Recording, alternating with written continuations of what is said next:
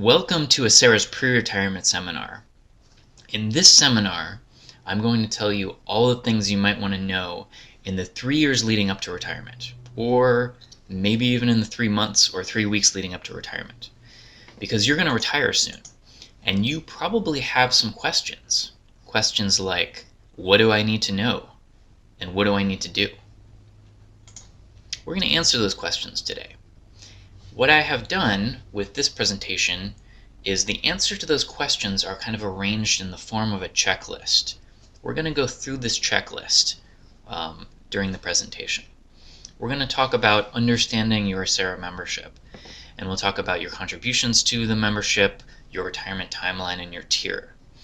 We'll also get into how we estimate your retirement benefit and how you can get an estimate of your own retirement benefit. And how we calculate your retirement benefit. So we'll talk about the retirement formula. We'll talk about purchasing service credit briefly. We'll talk about how vacation affects your salary, and I'll show you some screenshots of the benefit estimator tool that will help you get a precision estimate. We'll also talk about verifying your retirement eligibility, choosing your retirement date, what the application process looks like for you to actually be able to retire, and the different retirement options that you'll be choosing from. I'll talk about medical, dental, vision, and other benefits, and we'll talk briefly about some other life events and signing up for Acera News. Okay, let's jump right in. First item on the checklist is understanding your membership.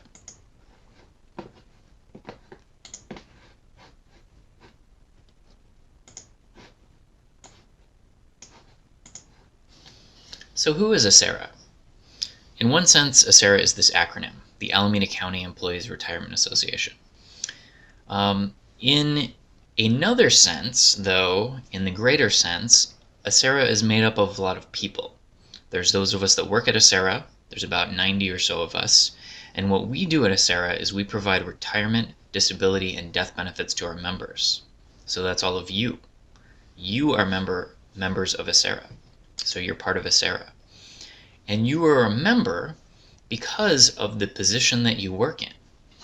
You work, or at some point you worked full-time in a retirement eligible position, and that automatically makes you an Acera member by working in that position.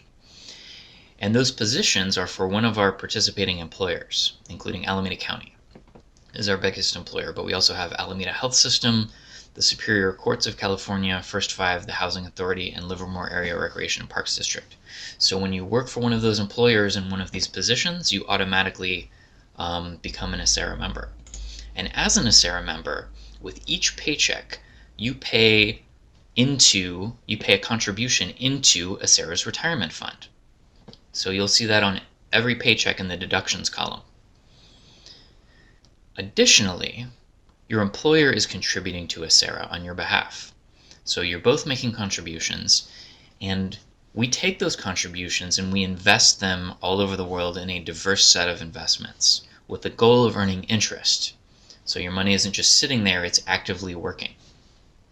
So the three sources of funding for Acera are your contributions, your employer's contributions, and the interest we earn on investing all of the contributions. And that gives us this big pot of money that we call Acera's fund. So what do we do with that money? Well, meanwhile, you are working, and you're earning credit toward retirement as you work. And then at some point in the future, you're going to retire and stop working. And at that point, you begin collecting your retirement allowance. And you're going to collect it every month for the rest of your life. You cannot outlive your retirement allowance. It is a lifetime retirement allowance that you can count on, that is guaranteed to you through your Acera membership. Those are the basics of how Acera works.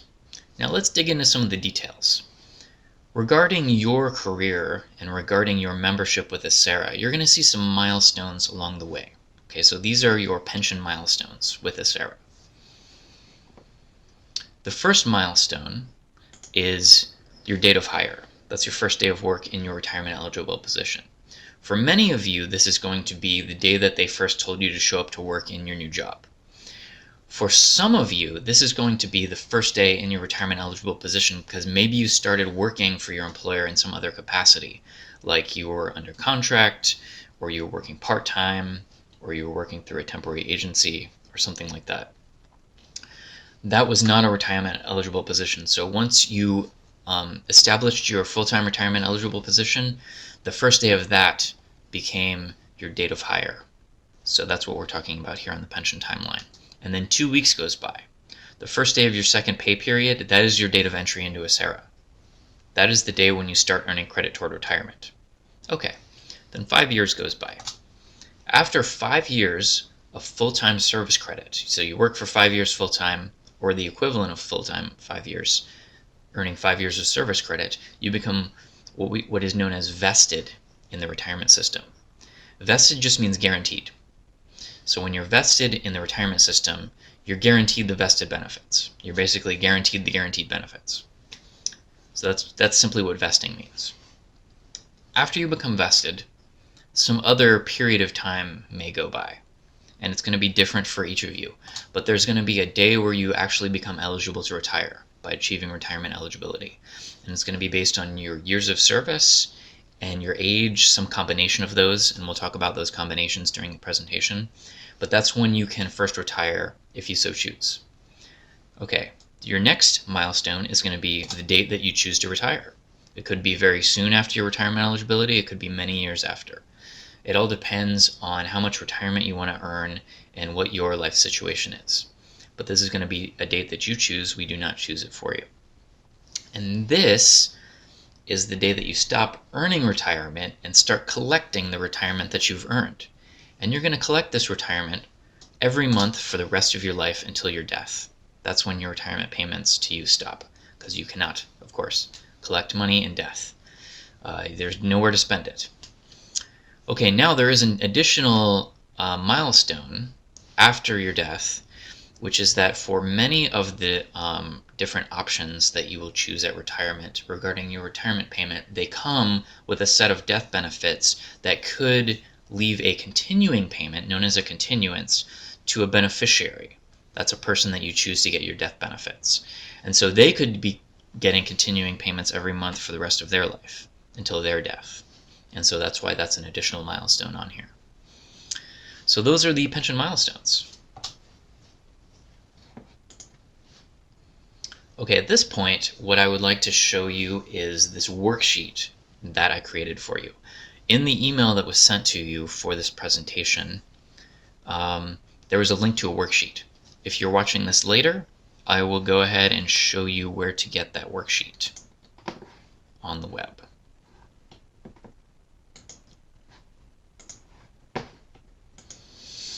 Here is our website, and you simply go under News and Events, go to Pre-Retirement Planning Seminars, or you can sign up for seminars, and you scroll down to, on the options here, go under the Pre-Retirement Webinar, and the link to the worksheet is right here. So it's 2 pages, and what this is your takeaway for the seminar. I found in the past that people will watch the seminar and there's a lot of information discussed and everyone has a different situation, and then they have to come back to the seminar and watch it again because they don't kind of remember what they learned. So this is your takeaway. As we go along, you can feel free to write in the numbers that you learn based on the different topics that we talk about. And then when you come back a month or so later, 2 months, 2 years, and you're trying to remember what you learned about this, you can pull out the worksheet and say, oh, okay, these are the numbers that we kind of established for me through the presentation.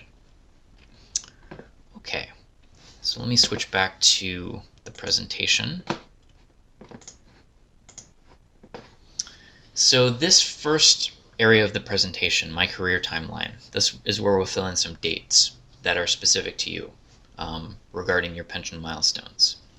So if you want to right now, since you understand what your ACERA entry date is, you can go ahead and fill that in here, which was the first day of your second pay period. Now if that was a long time ago and you don't remember exactly what it was, you can just approximately write it in. Write an approximate date. So if you remember it was like November of 2002, you can just write that in, or if you just remember 2002, you can write that in. So approximate dates are okay here. If you do want to know what your exact entry date is, if you log into your account on our website, all of your pension data will be in there and it will tell you your entry date. At this point right now, if you want to, if you already have a projected retirement date, you can kind of pencil this in. But you may hear something during the presentation that might change your retirement date a little bit. So like I said, you might want to pencil it in. Really quickly about vesting. Like I told you, it happens with 5 years of full-time equivalent service credit or full-time service credit. That includes reciprocal service credit that you earned under a different retirement system that you have linked together if you have reciprocity. And the guarantee of the vesting, I said vesting means guaranteed, that is by state law. And the vested benefits are the lifetime monthly retirement allowance, an annual cost of living adjustment to that allowance, which is an annual increase that happens every April, which we'll go into detail about later, and a $1,000 lump sum death benefit. And that's in addition to some of the other death benefits that are tied to the different retirement options, which we'll talk about. So now that you know what your vesting date is, which is basically if you work full time, it's 5 years after this date, you can kind of write that in here. The vesting date isn't super important, especially if you already know you're well past that. So you can just kind of get close. Okay, the next topic, kind of pension basics for a SARA that I want to talk about is your tier. And this will kind of illuminate some of the other topics that we go through. So you need to know what tier you're in. This is something that you can find out, again, if you log into your account on our website, your personal account. It will tell you what tier you're in. But this is how we determine it. It's based on your date of entry into a SARA. And whether you entered a SARA before or after certain dates. Okay, so you're going to look at one of these timelines. And to find your timeline, it's based on what kind of member you are. Now let me start with safety members. Safety members are sheriff's deputies and probation officers and some other sworn officers perhaps. So if you're a safety member, you usually know it. If you're not a safety member, everyone else is a general member. And so that is this timeline right here. Now there are two specific general member groups. If you work for Alameda County Housing Authority or if you work for Livermore Area Recreation and Parks District, you're going to look at this timeline or this timeline, but you're still a general member. Okay, so now you know which timeline to look at. The way to figure out what tier you're in is you take your date of entry and you think about whether it's before one of these cutoff dates or not. So if you entered a SARA before June 1st, 1983 as a general member, that puts you in Tier 1. If you entered a SARA July 1st, 1983 all the way up to December 31st, 2012, that puts you in Tier 2. If you entered a SARA January 1st, 2013 and beyond, that puts you in Tier 4. And that Tier 4 date is true for all of the different timelines.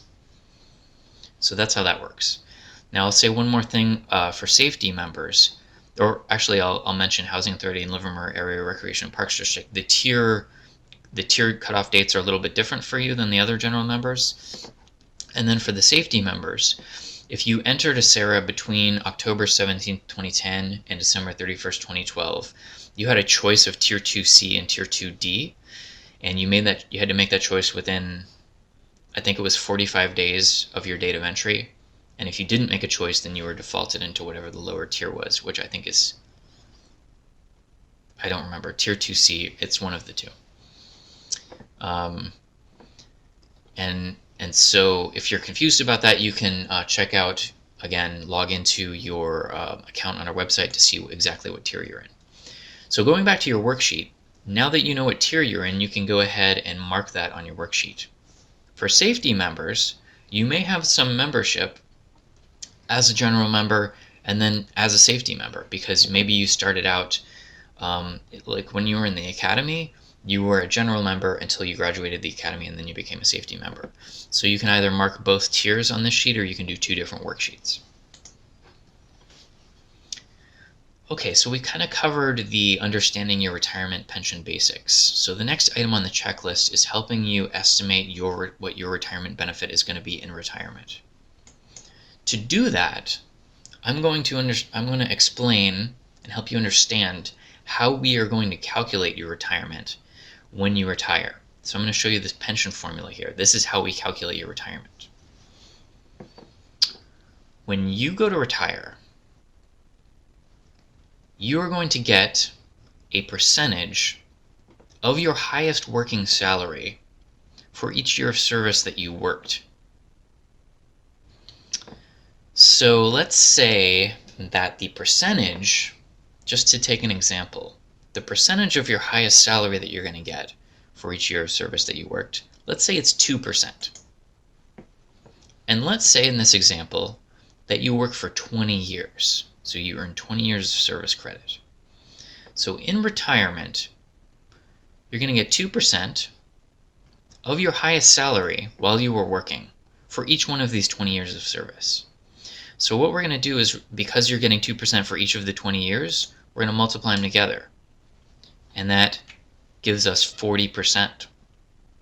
So you're going to get 40% of your highest salary in this example. Now if your salary, to give you an example, is $5,000 per month, 40% of $5,000 is $2,000. This becomes your retirement allowance. So you can see that this is kind of your working salary. This is the percent of your working salary that you earned based on your age and years of service credit, and then this is your retirement allowance in this example. So let me talk about each one of those three parts of the formula, what we call factors in the formula, in a little more detail, to tell you, to give you more details about how we get that number for you.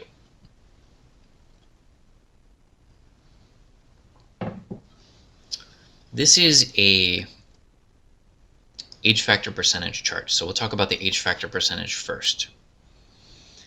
Now there's a lot of numbers on here, so let me help you narrow this down.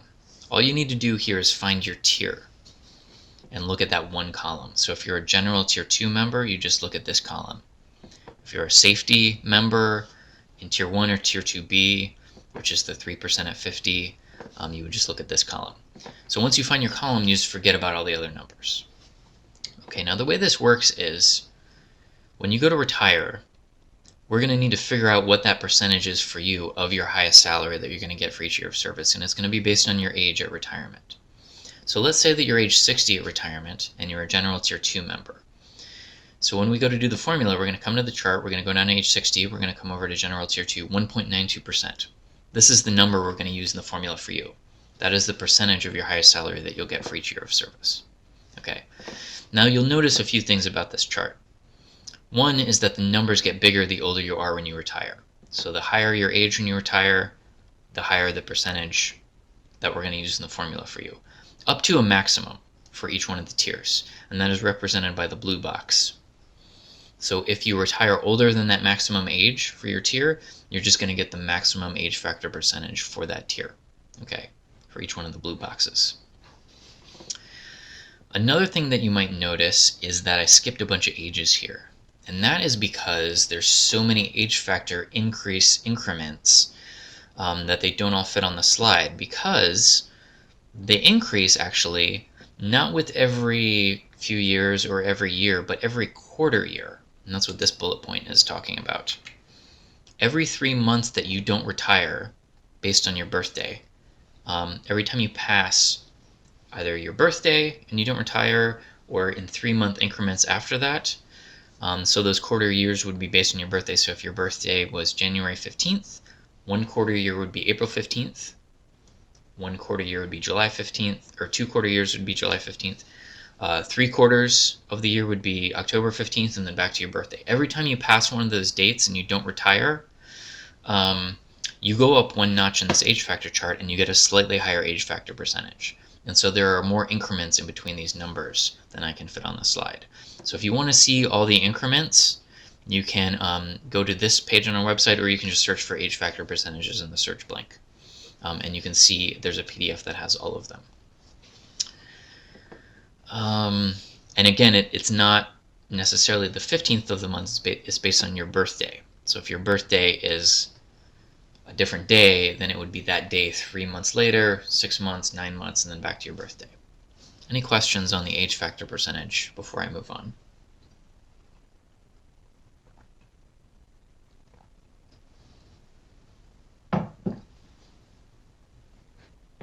Okay, we talked about this factor in the formula and how we get that number. Let's talk about how we get this number, service credit. So you are earning service credit. And you're earning service credit starting with your first day of membership in ACERA, your date of entry. And you're going to earn it all the way up until you stop working in your position and retire. Or for some people, you don't go straight into retirement. You stop working at some point before you retire and become what we call the deferred member, where you terminate your membership, or I'm sorry, not your membership. You terminate your employment, so you stop working your job, but you don't retire yet. You defer your retirement to a later date, and then you become what we call a deferred member. So some people do that. Some people just go straight into retirement. The main point here is that while you're working, you're earning retirement during your entire working life in your retirement eligible position. Now you earn service credit while you work during your regular working hours. And you also earn service credit during the different types of leaves listed here. Vacation leave, sick leave, management leave, comp time, holidays, floating holidays. None of those count against you regarding service credit. So you're already earning service credit while you're out on all of those leave times. Now the times when you don't earn service credit are when you're out on leave without pay. You're not earning service credit. If you purchase additional vacation on top of your earned vacation, while you're out on that purchased vacation, you're not earning service credit. So whenever you mark purchased vacation on your timesheet, you're not earning service credit during that time that you marked. Additionally, if you sell your earned vacation back to your employer for cash, you're not going to earn service credit for it. You're just going to get the cash. But you may get salary credit for it in the formula, and we'll talk about that when we talk about the salary component of the formula. And finally, you don't earn service credit during overtime, on-call time, or standby time. Now, there are some types of time that are eligible for you to purchase to increase the amount of service credit that we're going to use in the formula for you, which increases your retirement allowance. Because the more service credit you have, the more your retirement allowance is going to be. Some examples of those are part-time work that you worked for your employer before you started your full-time retirement eligible position, and this is not including contract time or working for a temporary agency, because those aren't eligible. It's just plain old part-time is eligible, or working for the county's temporary assignment pool, or project work before your full-time job. Those are some examples. The days prior to entry, so that's the 2 weeks before your date of hire and your first day of membership in ACERA, that's purchasable. Unpaid leave time in the categories of medical leave, disability leave, and military leave during your membership. When you return from those leaves, you can purchase that time. Redepositing prior memberships. So if you used to be an ACERA member in the past, and when you stopped working your job, you took a refund of your contributions, and now you're back working here and you want to redeposit those to get your service credit back, you can do that, and it's called a redeposit. And then finally, work for other California public agencies where you're not eligible for whatever their pension system is, usually because you didn't work there for very long or you took a refund of your contributions from that agency, from their pension system. And you can buy that as a service credit. Now, I'm not going to take a deep dive into service credit in this presentation. There's a lot more information on our service credit purchase page on our website, or if you want to see it in video format, I take a deep dive into it in our new employee / mid-career seminar, and there are some videos out on our website for that seminar. And so I go into detail in those seminars, and so you can watch those at your leisure. One more thing that I do want to say about service credit is what happens to your unused sick leave. So if you have sick leave left over in the books when you stop working and retire, and a lot of us do, and if you go straight from your active job, straight from active work into retirement, which means that your last day of work or active employment status, which is basically your last day on payroll, and it's okay if you're on leave this day, that's fine. It's just your last day on payroll. As long as that's the day before your first day of retirement, which is your official, we call it your retirement date, or your date of retirement, which is your first official day of retirement, As long as those two are consecutive days, that means you're going straight into retirement and you're not spending any time as a deferred member. And if you do that, we will convert your sick leave to service credit on a 2-to-1 basis. So you'll basically get half of the sick leave you have left over in the books as service credit, and in the formula for you. So that'll increase the amount, your service credit number in the retirement formula. Now there's a cap on how much sick leave is convertible, and it's in your memorandum of understanding, which is a document that has a lot of details about the specifics of your specific position. If you've never seen your MOU, you can ask your Human Resources Department for a copy of it. So whatever the cap is in your MOU, we can convert sick leave up to that cap. If you have more sick leave than that, you just lose whatever's above the cap. So we take the sick leave up to the cap, we divide it by 2, and that tells us how much additional service credit to add to the service credit we're going to use in the formula for you. For example, I'll use 125 days of sick leave because a lot of the MOUs specify that the cap is 125 days of sick leave. So if you were in that situation and 125 days of sick leave was convertible to service credit, we would divide that by 2. That gives us 62.5. That is the amount of days of service credit that we will add to your service credit number. Now this is working days. This is business days. This isn't calendar days. So you don't work 7 days a week. So 62.5 days is a little over 12 work weeks if you're working 5 days a week. Okay. So you would get about another quarter year of additional service credit through that sick leave conversion in this example. Now one MOU I do know off the top of my head is ACMEA. There is no cap for ACMEA, and for the unrepresented managers who go along with ACMEA, there is no cap. But for all the other MOUs, you're going to have to look up what the cap is in your MOU. So we talked about the age factor percentage in the formula. We talked about the years of service credit.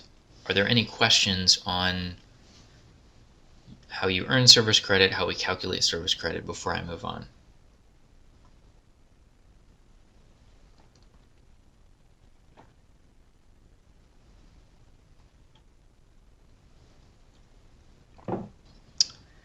Okay, seeing none.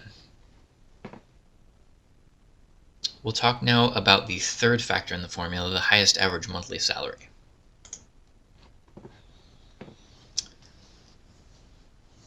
When you retire, you're going to need to calculate this highest average monthly salary number for you, in order to calculate this retirement formula to determine your monthly retirement allowance for life.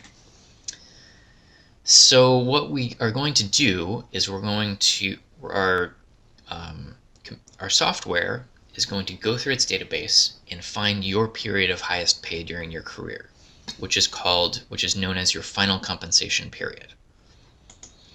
For tiers 1 and 3, your final compensation period is going to be your highest consecutive 26 biweekly or 12 monthly pay periods, depending on whether you're paid biweekly or monthly. For tiers 2 and 4, it's going to be your highest consecutive 78 biweekly or 36 monthly pay periods. So essentially, for tiers 1 and 3, your final compensation period is your highest year of pay, and for tiers 2 and 4, it's approximately your highest 3 years of pay. Our goal is to find your highest average monthly salary over this final compensation period.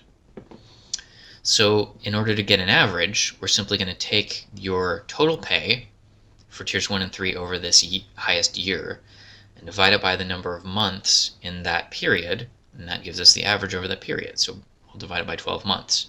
Same thing for tiers 2 and 4. We divide up your total pay over that 3 years by 36 months. And that gives us your average pay over that 36 months.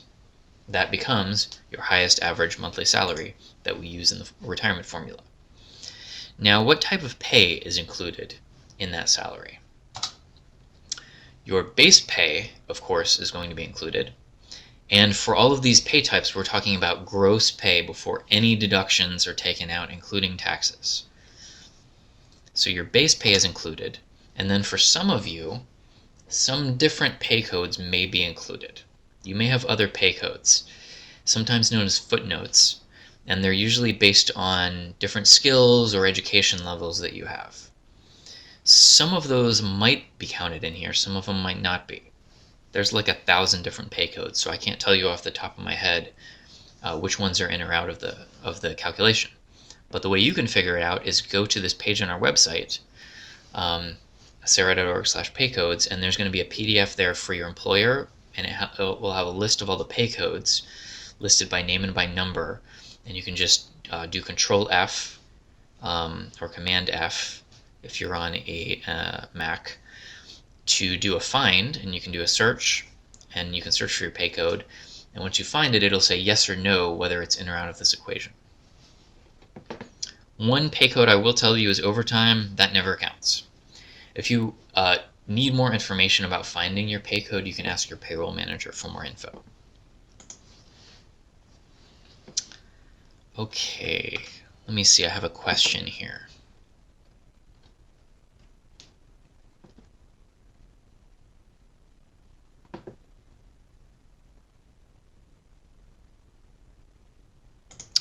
So the question is, if you were actually to purchase service credit, would that be included as salary? Could that time be included as salary in this final compensation period? I actually don't know the answer to that. That's the first time I've been asked that question in 12 years. So what I'll do is during the break time, I will write to one of my colleagues and see if they know the answer to that question.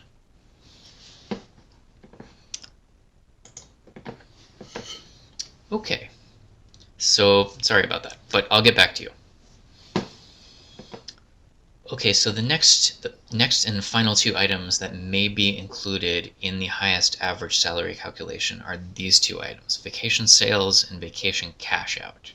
Okay, so for our tier 4 members who are watching and participating, you can take a snooze because this does not apply to you. Sorry about that. The Public Employees Pension Reform Act that the state passed in 2012 removed tier 4 members, which was the new tier that act created. They removed tier 4 members from being able to do this. Okay, so everyone else, tier 1 and tier 2, I also think tier 3, you all can't do it. Those people that work for Livermore Area Recreation and Parks District, because you're not allowed to sell vacation, and that prevents you from being allowed to include any of this vacation pay. So pretty much we're just talking about tiers 1 and 2. Okay, so the idea here, and this will take maybe 10 minutes or so to dig into. The idea here is that you earn vacation. That's one of your benefits. Okay. Sometimes you don't take your earned vacation. And instead of taking your earned vacation, you basically trade it back to your employer for cash.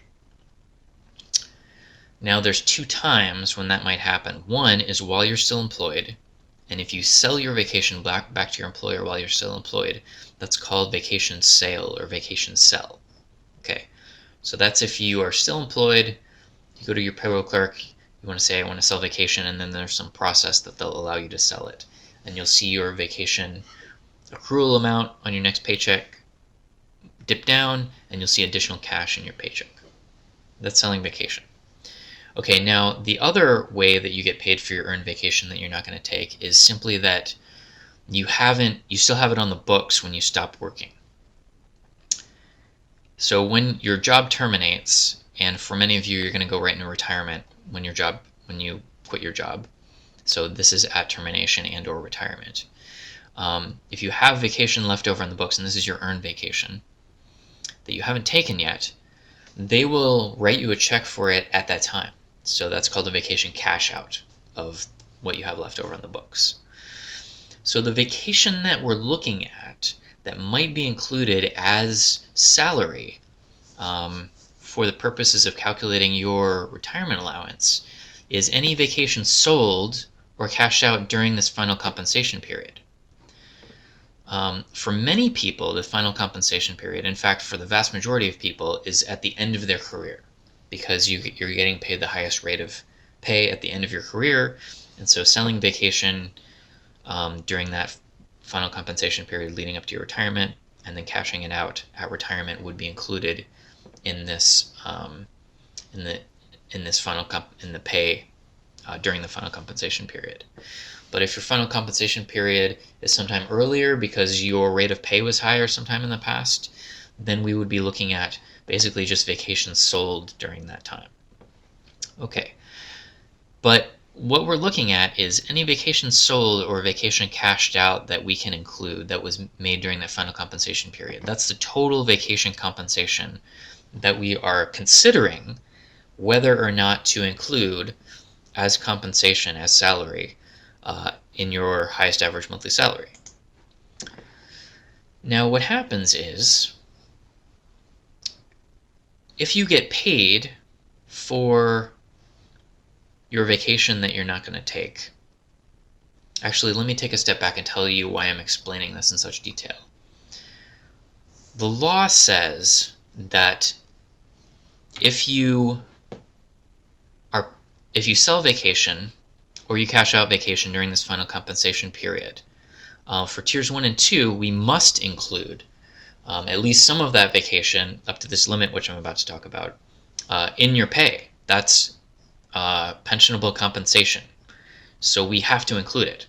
And because we have to include it, and there are some, and the amount that we include and how we include it is kind of complicated, and we get a ton of questions about it.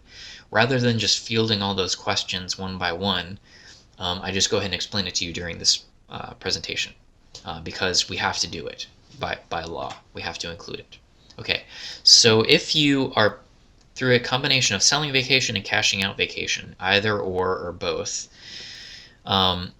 if you are compensated for your vacation during that final compensation period, that means your total salary during your final compensation period is higher.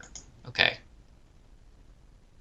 Because your total compensation during that final compensation period is higher, when we take an average of your total compensation, your average salary over that period is going to be higher. And because your average salary is one of the three multipliers, one of the three factors in the retirement formula, and that goes up, that means what comes out of the calculation is going to go up, your retirement allowance. So the bottom line is that if you sell your vacation or cash out your vacation during that final compensation period, your retirement allowance is going to be higher. That's what the law tells us to do. Now, to give you an idea of what the effect that this will have on your retirement allowance, because some people ask the question, a lot of people ask the question, why is this a big deal? So I will go ahead and show you this chart about what the effect will be. One good example for tier 2 is if you are compensated for 8 weeks worth of your vacation through a combination of sales and cash out,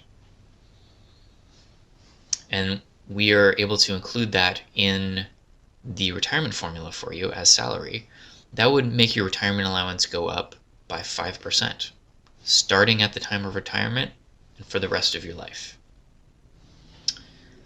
So it would be higher starting out, and you would get cost of living adjustments on top of that larger amount for the rest of your life. Okay, and so you can kind of see, based on how many weeks you get compensated for, like what the impact is.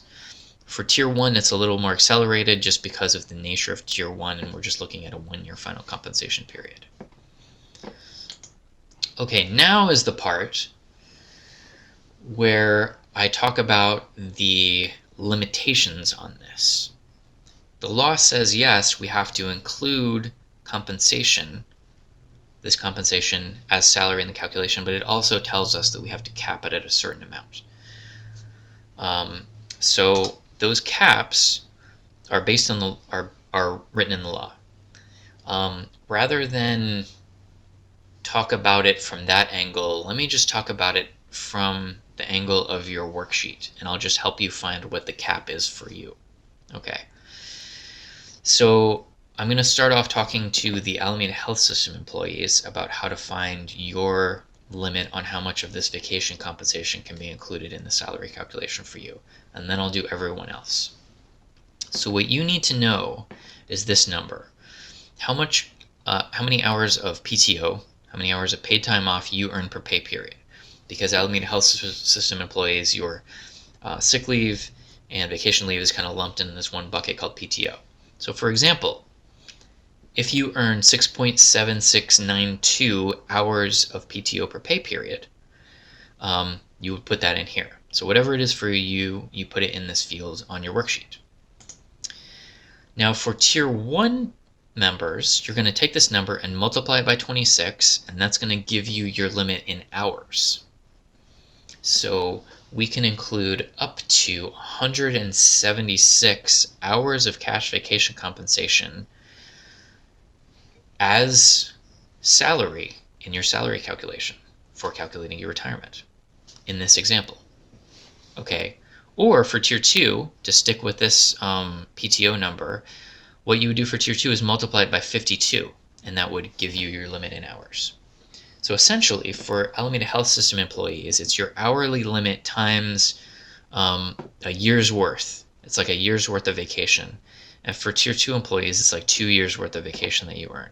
That's your limit.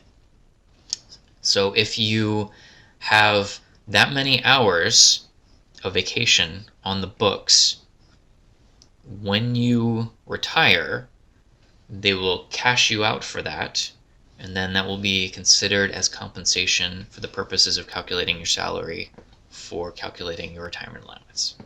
That's how that works. Okay, now let me do everyone else. For the county and the employees of all of our other participating employers, we're going to use a chart. You need to know these two numbers. You need to know how much vacation you earn per year, and it's the number is in weeks, so you would put that number in here, and you need to know how much vacation you're allowed to sell per year. This is a rule that your employer has. It's maybe in their policies or your handbook or somewhere. If you don't know what this number is, you can ask your payroll clerk, and they will probably know how much vacation you're allowed to sell per fiscal year. So you put that number in here, and it's also going to be measured in weeks. So to give you an example, a lot of people earn 5 weeks of vacation per year, or earning 5 weeks of vacation per year at retirement because they've already been working for 21 years. And that's what gets you to earn 5 weeks of vacation per year at retirement. Okay, so then also a lot of people, your employer, based on your position, will limit you to only being able to sell 2 weeks of that 5 weeks, or 2 weeks of whatever you're earning per year.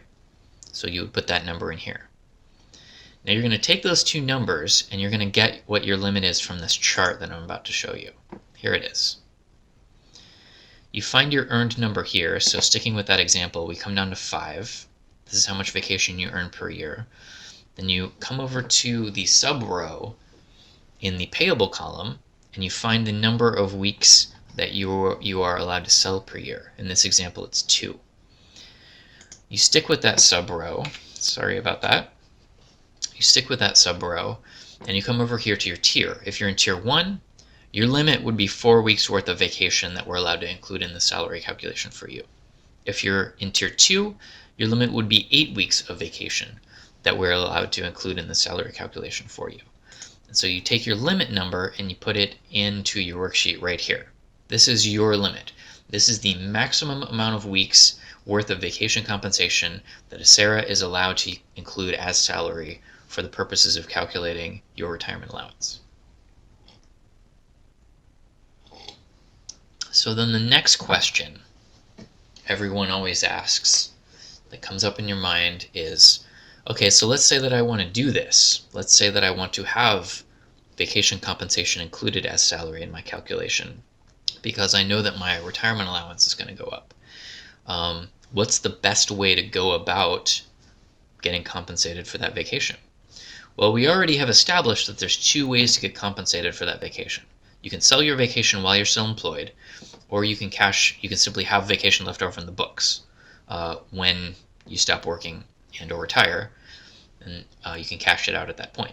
Okay, so the best way to do it for the majority of the times is going to be to cash out the bulk of it or all of it. Okay, so in this example, this person would cash out 8 weeks worth of vacation and they wouldn't sell 0. They wouldn't need to sell any. And I'll explain why that is in just a minute.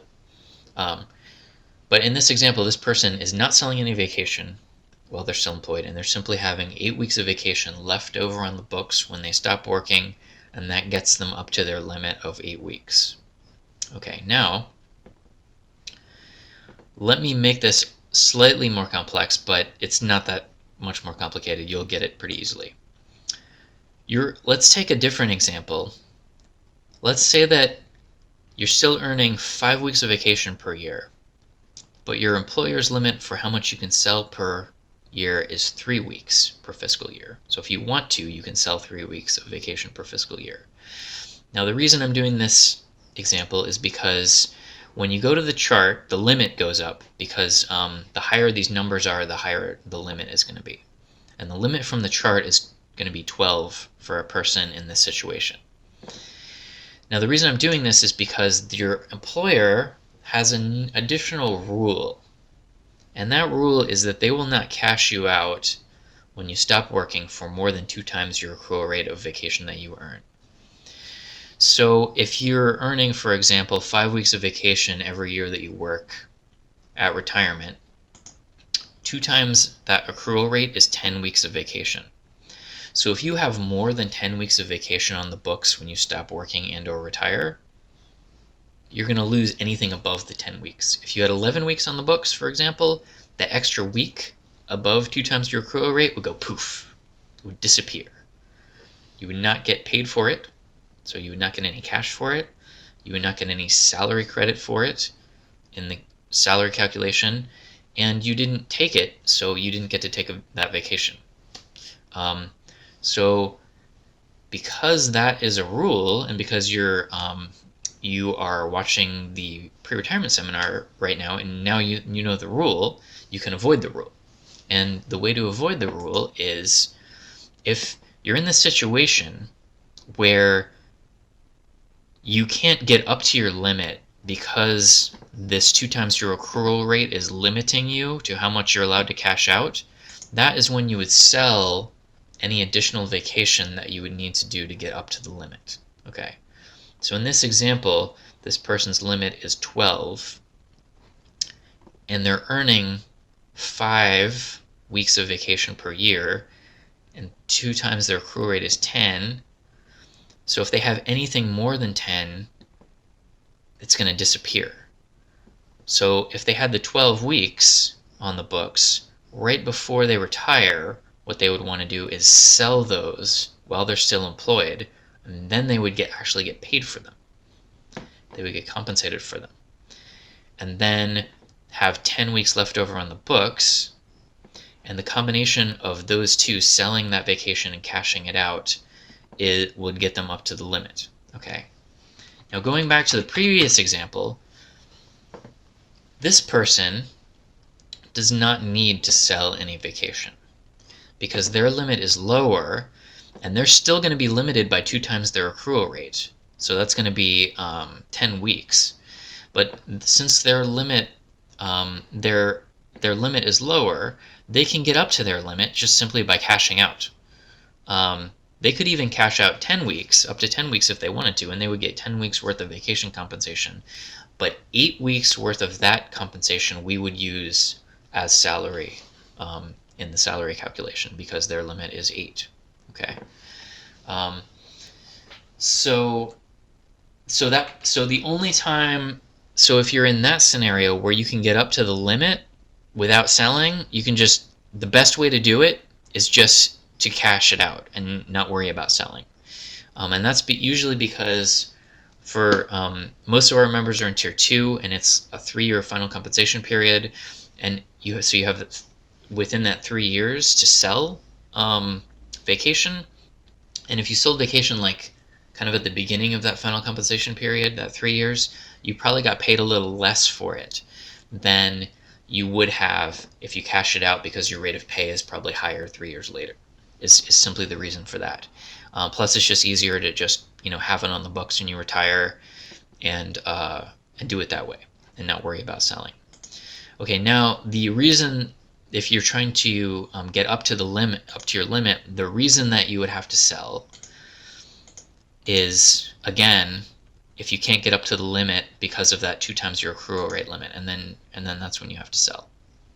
Okay, so then I usually get the question, what if I already sold a bunch of vacation? What do I do? So let's let me just point out something here before I do that.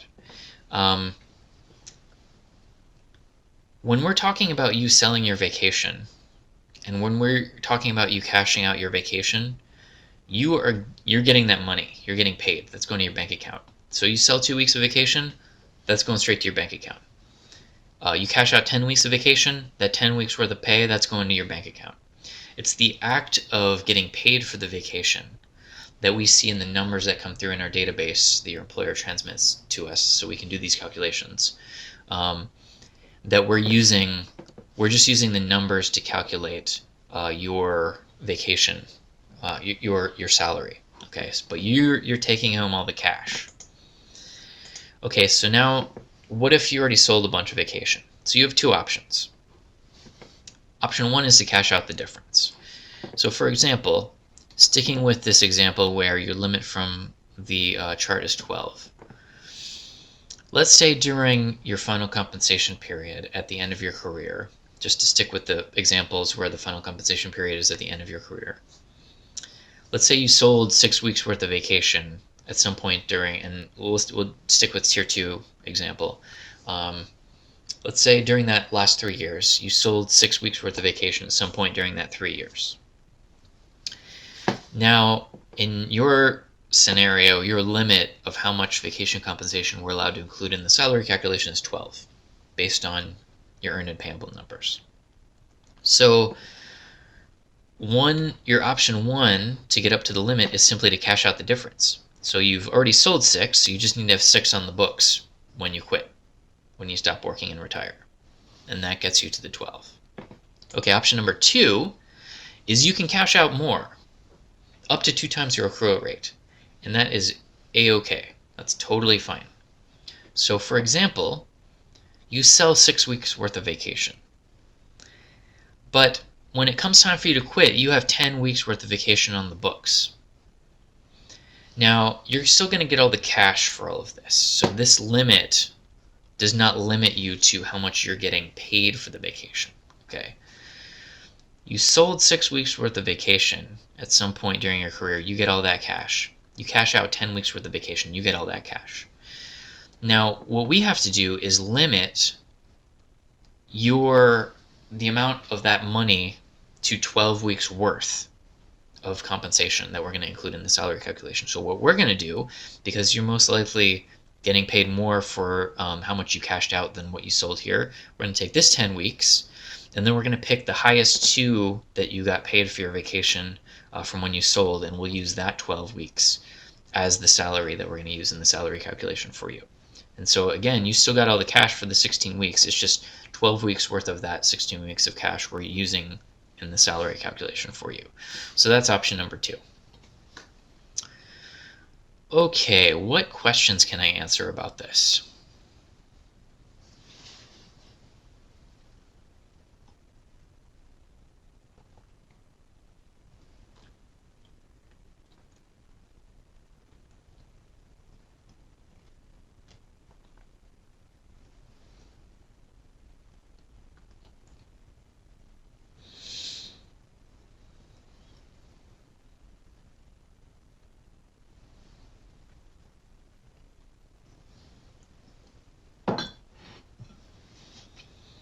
No questions. Okay, well, let me know if you think of one. Tier 4 members, welcome back. Okay, here we go. Here's a question.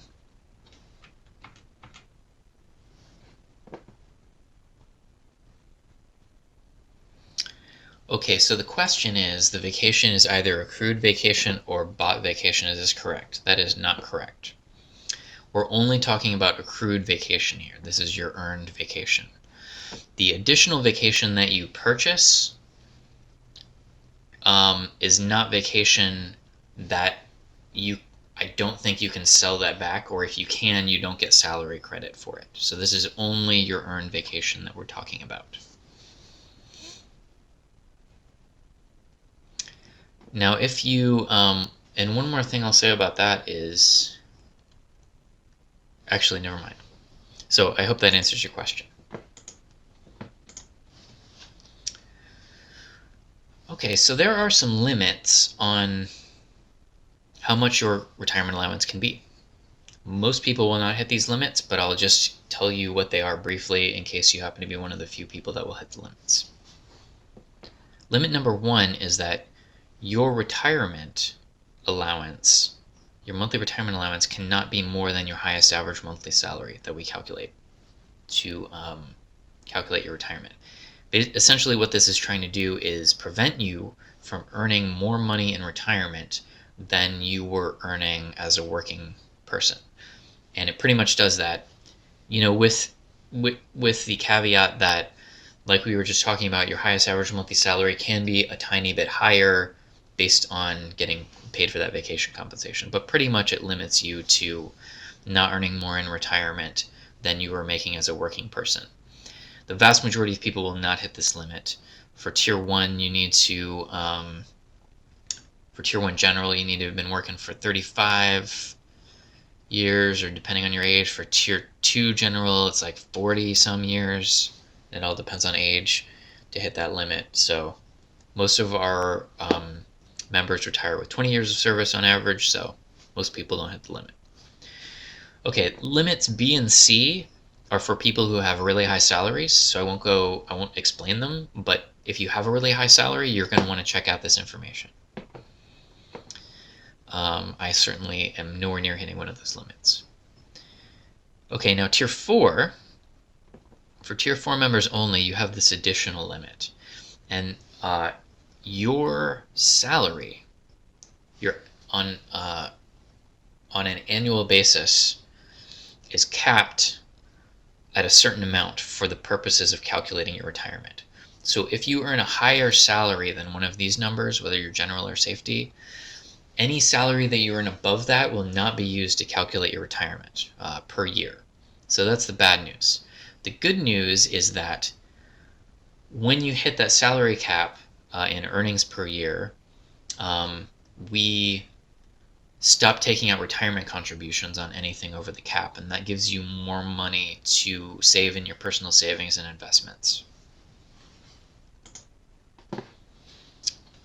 Okay. At this point, I'm going to show you how to get I'm going to show you a couple of ways of getting an estimate of what your retirement allowance is going to be. The first way that I'm going to show you is how to get a ballpark estimate. This is just a really quick estimate. It's based on the percentage of your salary that you're going to get in retirement. So what you do is you go to your worksheet, you find this area for the ballpark estimate, and you think of a scenario that you're going to retire in. When I retire, I'm going to retire at age 58, for example. So you put that in here. You also think about, in that scenario, how many years I will have worked. Full-time years or full-time equivalent years I will have worked in this scenario. So in this example, when I retire at age 58, I will have earned 29 years of service credit. You take those two numbers and you go to one of our ballpark salary estimating charts. You can go to this page on our website, where I can show you how to get there straight from the website. So here's our website again, and you can just click on Get Started. This takes you to our new To a Sarah page, and you just scroll down and you click on the button for your tier. So I'm going to click on General Members Tier 2. And the reason I keep using them as an example is because 90% of our members are General Tier 2 members. Okay, so then, let me see if I can get rid of this thumbnail.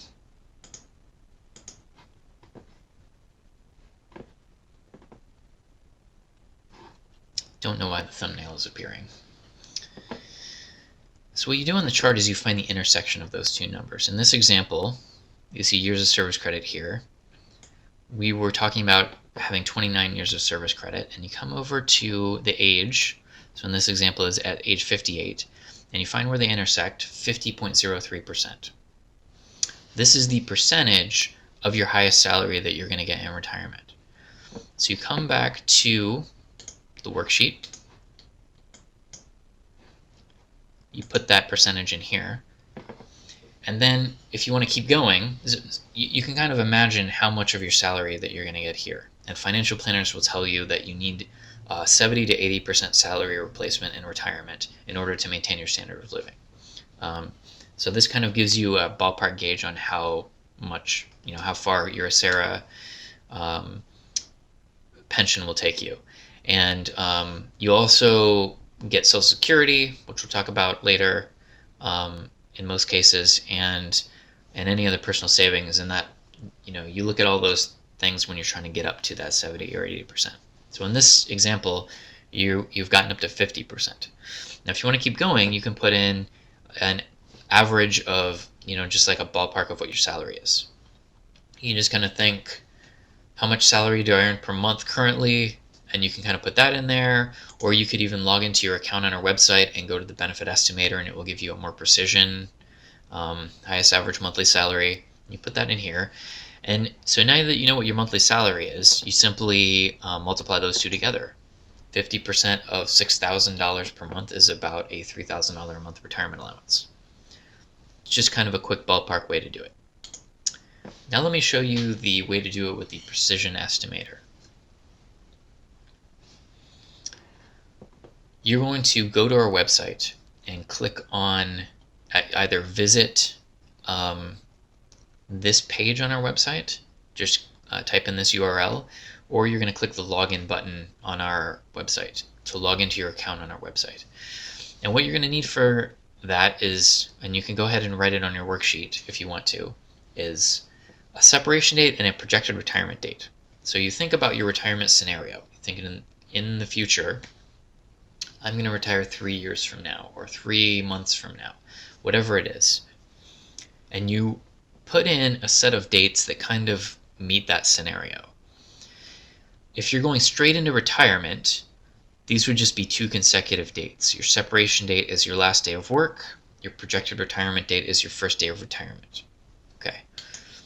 So going out to, just to show you some screenshots, you go to our website, you click the login button, and if you've never done this before, you have to create an account, and then you can get into your account.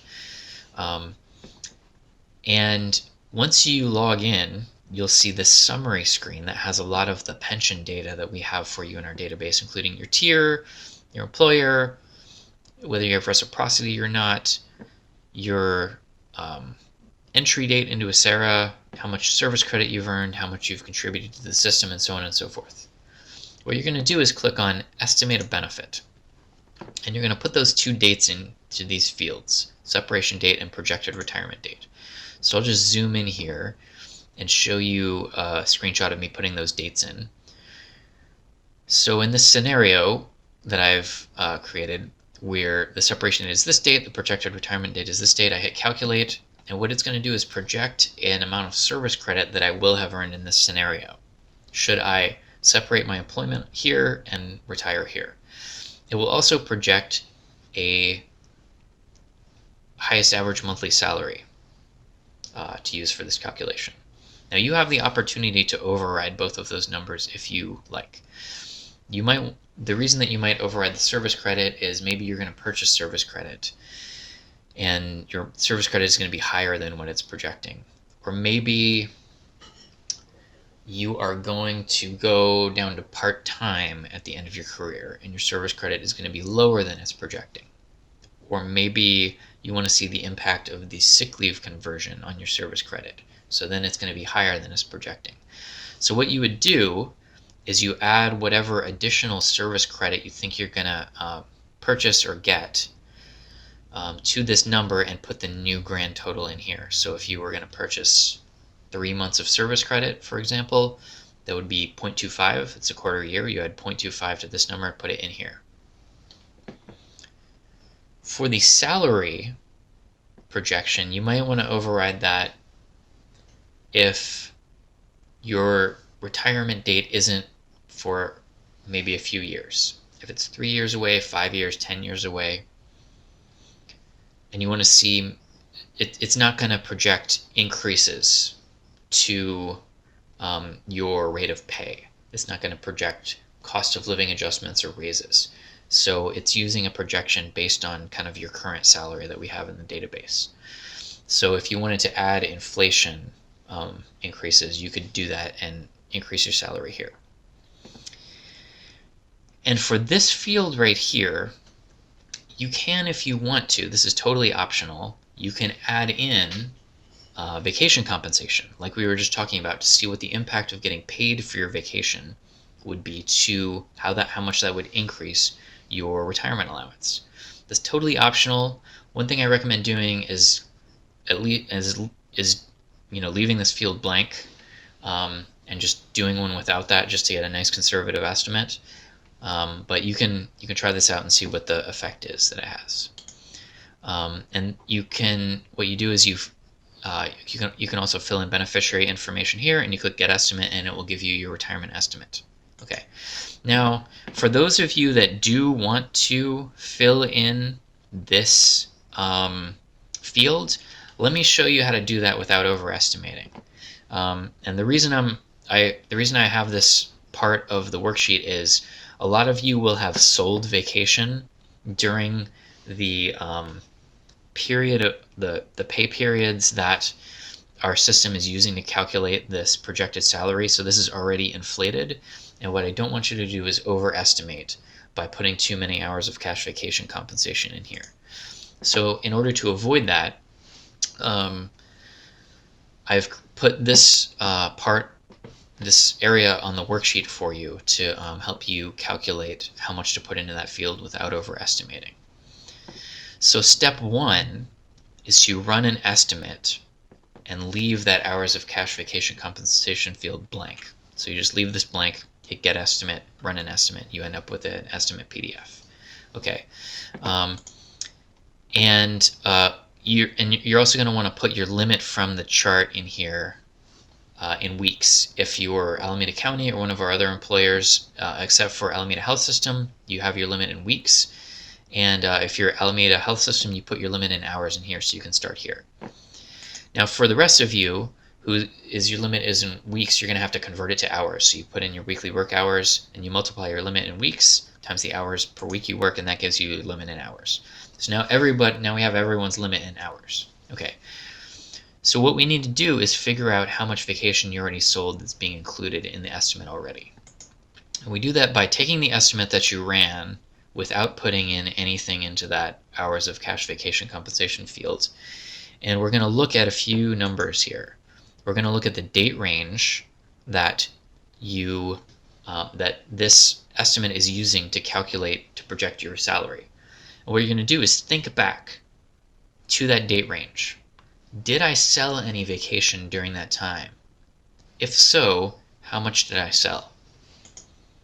That amount that you sold during that date range, you need to put it in here. So in this example, my limit is going to be 96 hours of vacation. That's includable in the calculation. But I've already sold 40 hours worth of vacation during this date range. And so I'm going to want to subtract that out from my limit. Okay. And then I take this number and I put it in this field, 56. And that helps me not overestimate, because that 40 hours of vacation compensation is already included in the salary. And then I hit Get Estimate. Okay, so this is your retirement benefit estimate. This is the PDF that you use to get a projection of how much your retirement allowance is going to be when you retire. To zoom in here just a little bit and look at it a little more closely, These numbers are all kind of the demographic info and data that it's using to calculate the estimate, and this box down here is the estimate itself. It gives you an estimate for the various retirement options, the unmodified option, option 1, 2, 3, 2 and 3. And that's this column here. I will go into detail about what each one of those options mean in the second half of the presentation. For right now, you can just look at this number, the unmodified option. That pays the most retirement allowance of any of the other options, so you can just kind of go by this number for the time being. And this is your estimate right here in this box. And if you want to, you can go ahead and put that into the worksheet here. So when you come back, you can see that you ran an estimate using these two dates. You put in this much hours of cash vacation compensation, and this is your precision estimate. The reason that we use the term precision estimate is because it's using our pension software to make the calculation. You have a different way, a kind of third way of getting a benefit estimate from ACERA, and that's by submitting a retirement estimate request to us, and it's one of our forms that you can submit. So you can do this, and it's entirely up to you, and we're happy to do the estimate for you. It's just that it could take some time to get it back. And the reason is that one of our retirement specialists is going to run the estimate for you. So you're going to send in the request, you're going to go in a queue, because we get a lot of these requests, and the queue is based on how far out your retirement date is. And then we're going to send you a retirement estimate in the mail. So we're getting the US mail involved. It's going to take a little more time. In contrast, if you do the benefit estimator, you can make one of these estimates in 5 minutes. And it uses the same software and the same math in both cases, so you're going to get the same result. So that benefit estimator is available 24/7, and so you can just make as many estimates as you want, and you don't have to wait around for them. So I highly recommend it. Alright, let's go ahead and take a break before we move on to the next topic.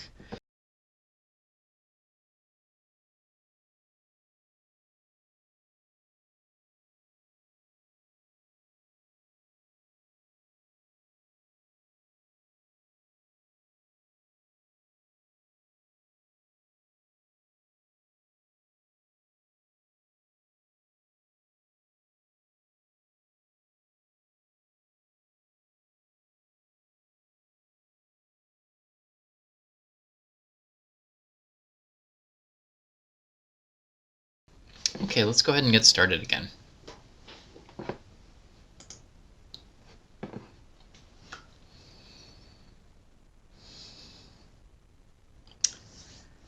Okay, during during the break time, I did ask the question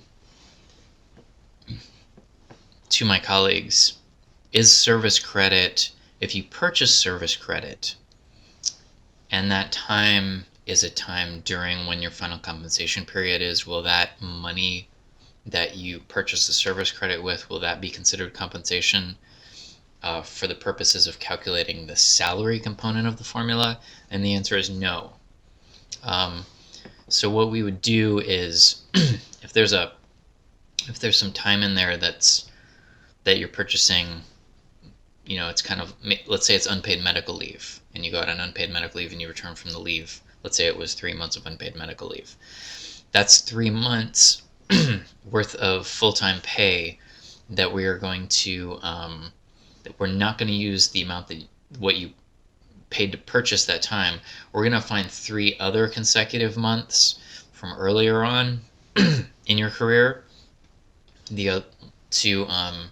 other 3 months worth of highest consecutive pay periods to tack that on. And actually, we do that in a lot of different cases. So if let's say that somebody goes down to work part-time during that final compensation period, well, that is not going to count against you regarding your salary, because let's say that you are tier 2, you have a 3-year final compensation period and you work your last 6 years at halftime during when you're earning your highest rate of pay.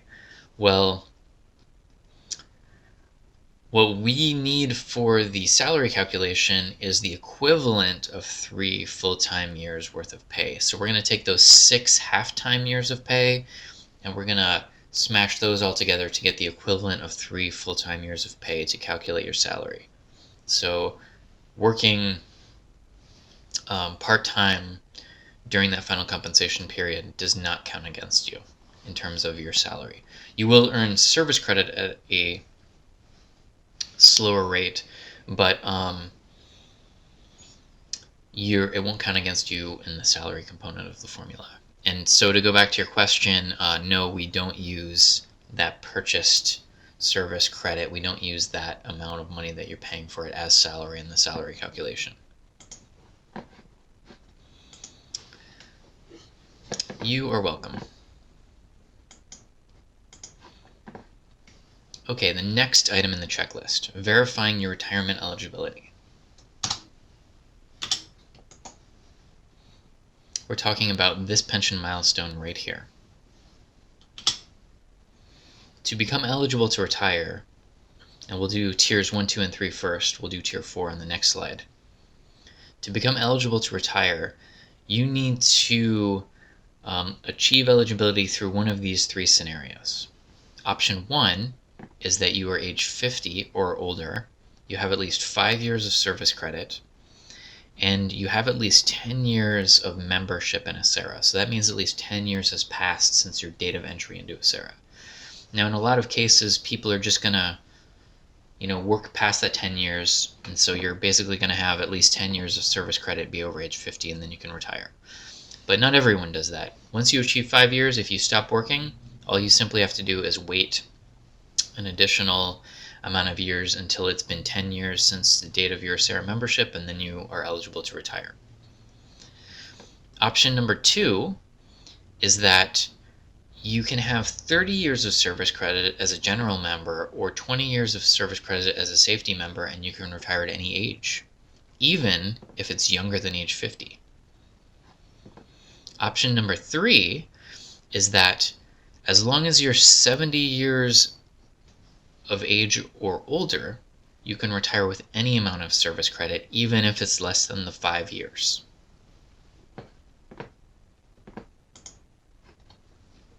Okay, so that's tiers 1 through 3.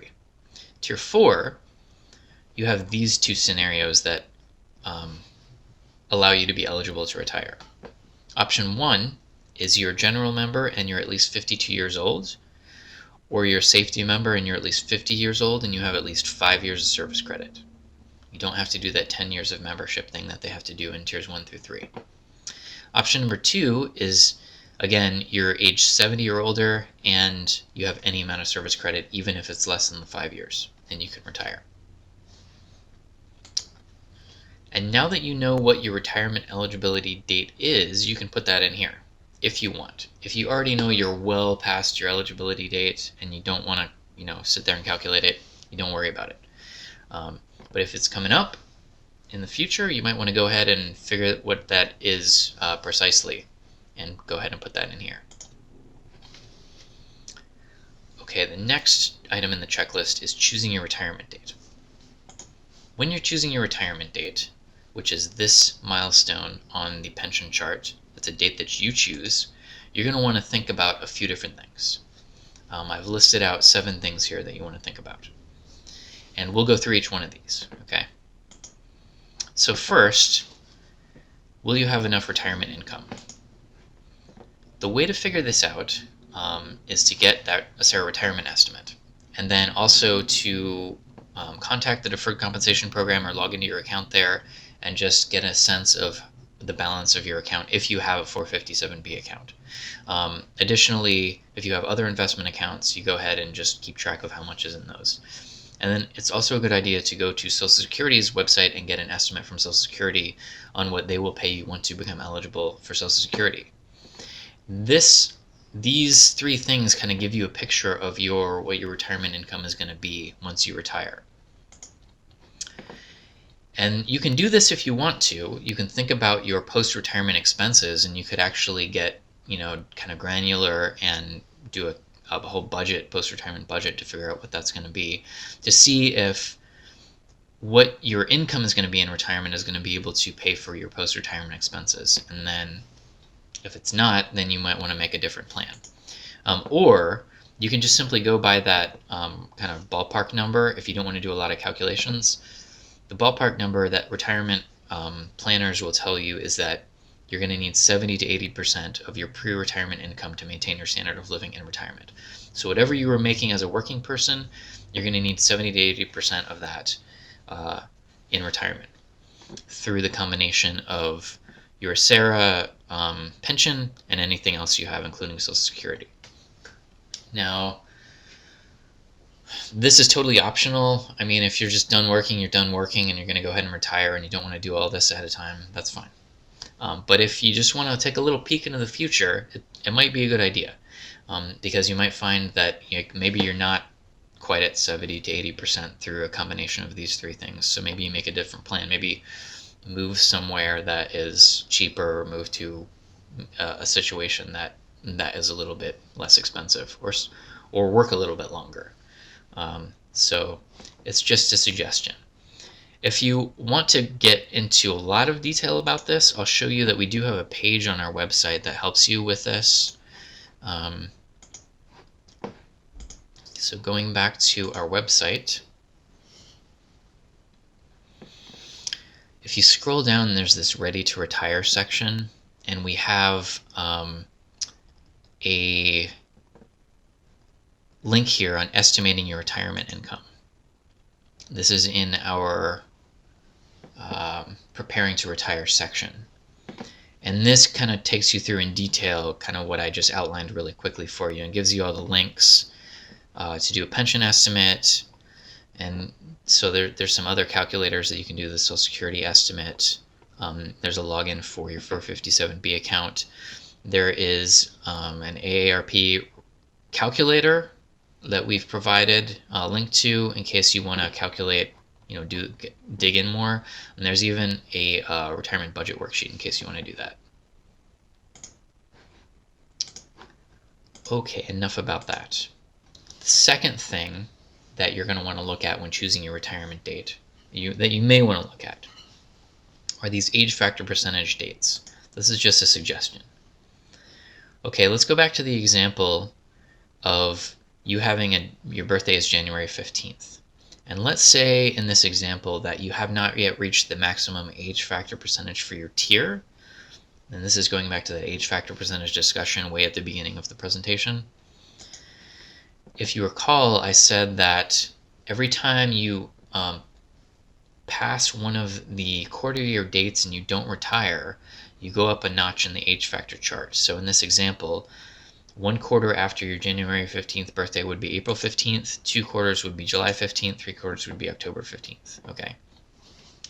So let's say that you have not yet reached the maximum age factor for your tier. Your birthday is January 15th, and you're thinking about retiring on July 14th. Don't do that.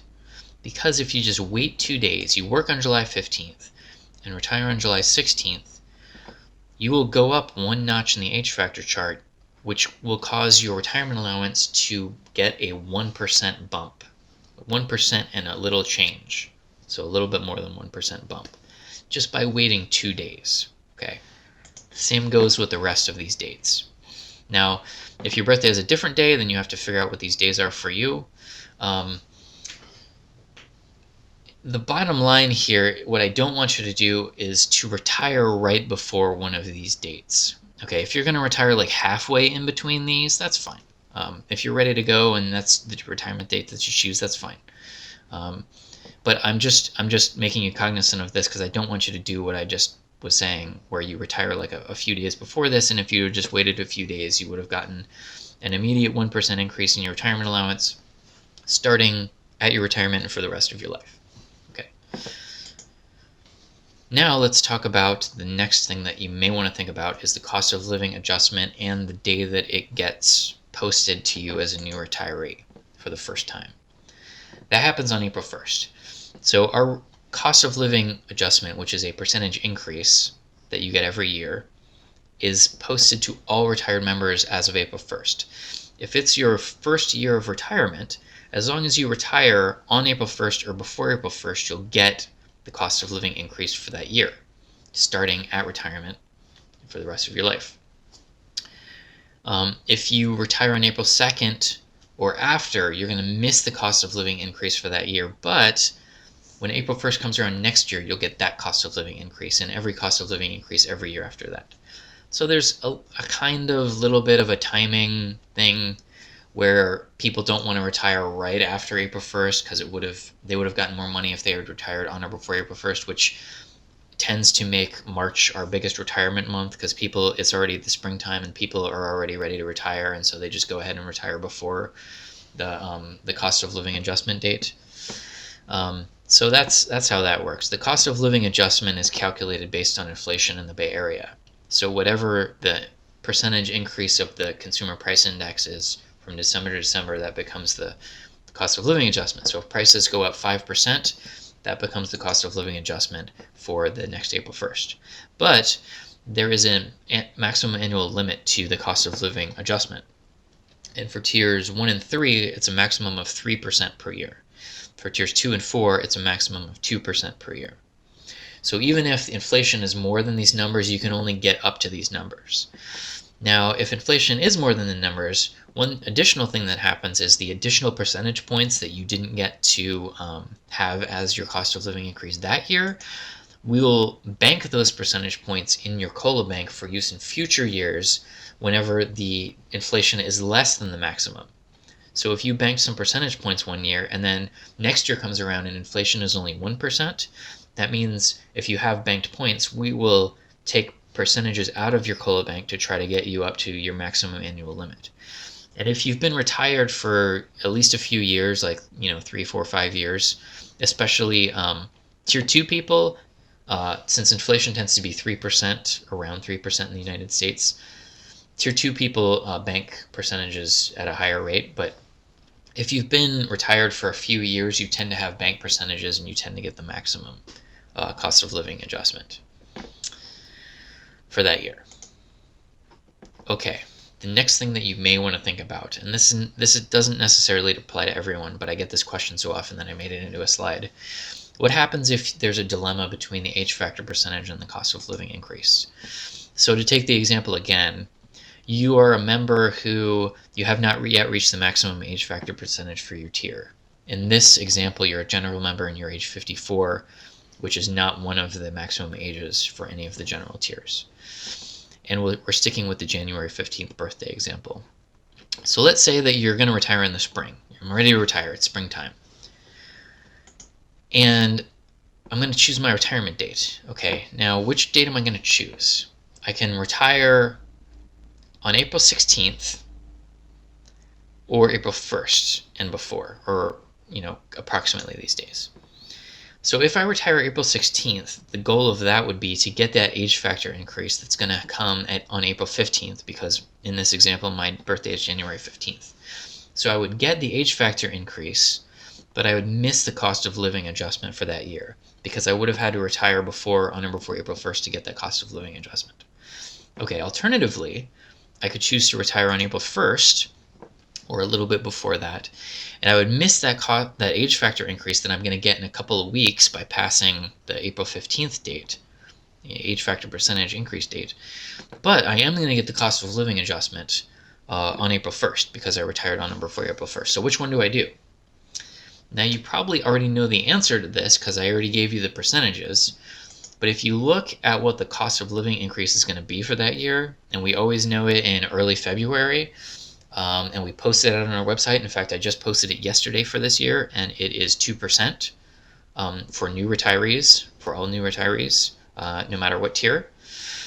Then you go with the cost of living increase, because that's going to be more of an increase than you would get from just the age factor increase, which is about a little over 1%, versus the 2% this year, for example, that you're going to get for the cost of living adjustment. So you would just go ahead and retire April 1st and forget about that next age factor increase.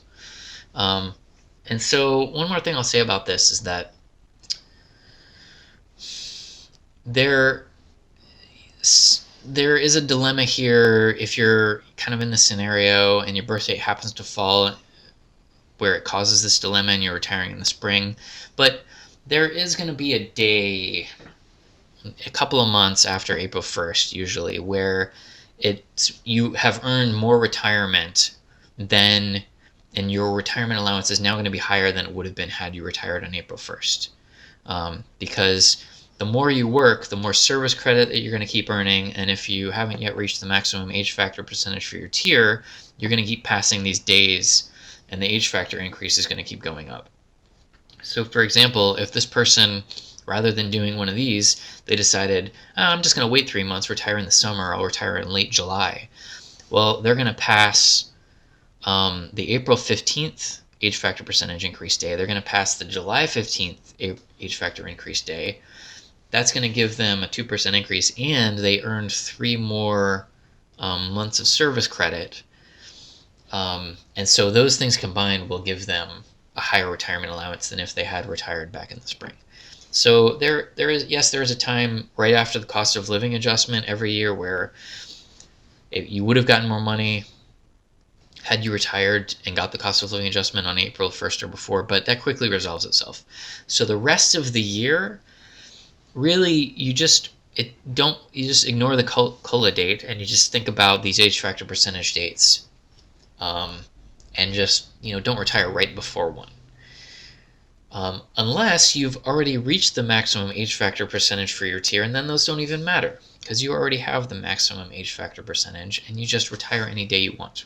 Okay, and so I'll say that there's nothing magical about retiring on April 1st or retiring in March. It's just that there's this looming cost of living increase that people are wanting to get in by the deadline, and so they end up retiring in March. But if you retire in January, when April 1st comes around, you get the cost of living increase. If you retire in September, when April 1st comes around, you get the cost of living increase. Okay.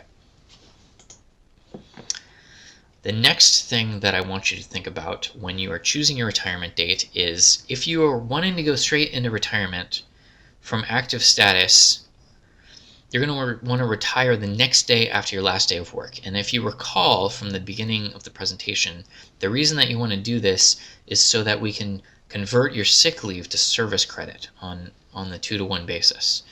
If you don't do this, if there's any time between your last day of work and your first day of retirement, that means you deferred your retirement date and you spent those days as a deferred member, and your sick leave disappears. It goes poof. So the only way that we convert your sick leave is if you go straight into retirement. And that is by picking your retirement date to be the next day after your last day as an active employee. So this is your last day of work, or you can think of it as your last day as inactive employment status, or you can think of it as your last day on payroll. This is the day that you write on your letter of resignation saying, this is my last day of work. Okay, and you send that letter of resignation to your employer. And in fact, we have a template on our preparing to retire page on how to write that letter of resignation to note what your last day of work is. And you can even write what your first day of retirement is on that same template so that they're not confused. And then, so your first day of retirement is the next day after your last day of work. And like I said before, it's okay if you're on leave this day, if you're like on vacation your last week or whatever, you're on sick leave that day, whatever, it's fine. You're still an active employee on payroll. This is your date of resignation, and then this is your first day of retirement, and then we will do the sick leave conversion for you. Okay, the next topic is related. You're going to want to retire, you're going to want your first day of retirement to be a day after you're scheduled to work. And it should be your retirement date should be a non-holiday day. Okay, so you do not retire on a holiday. I don't remember the reason why, but just pick a different day. Okay, and you should be scheduled to work the day before. Okay, and again, it's still okay to be on leave the next day. So the example that I'm giving you is that if you regularly work Monday through Friday, a lot of us have Monday through Friday schedule. Okay, you do not want to retire on Sunday or Monday, because you're not regularly scheduled to work on Saturday and you're not regularly scheduled to work on Sunday, which are the days before these 2 days.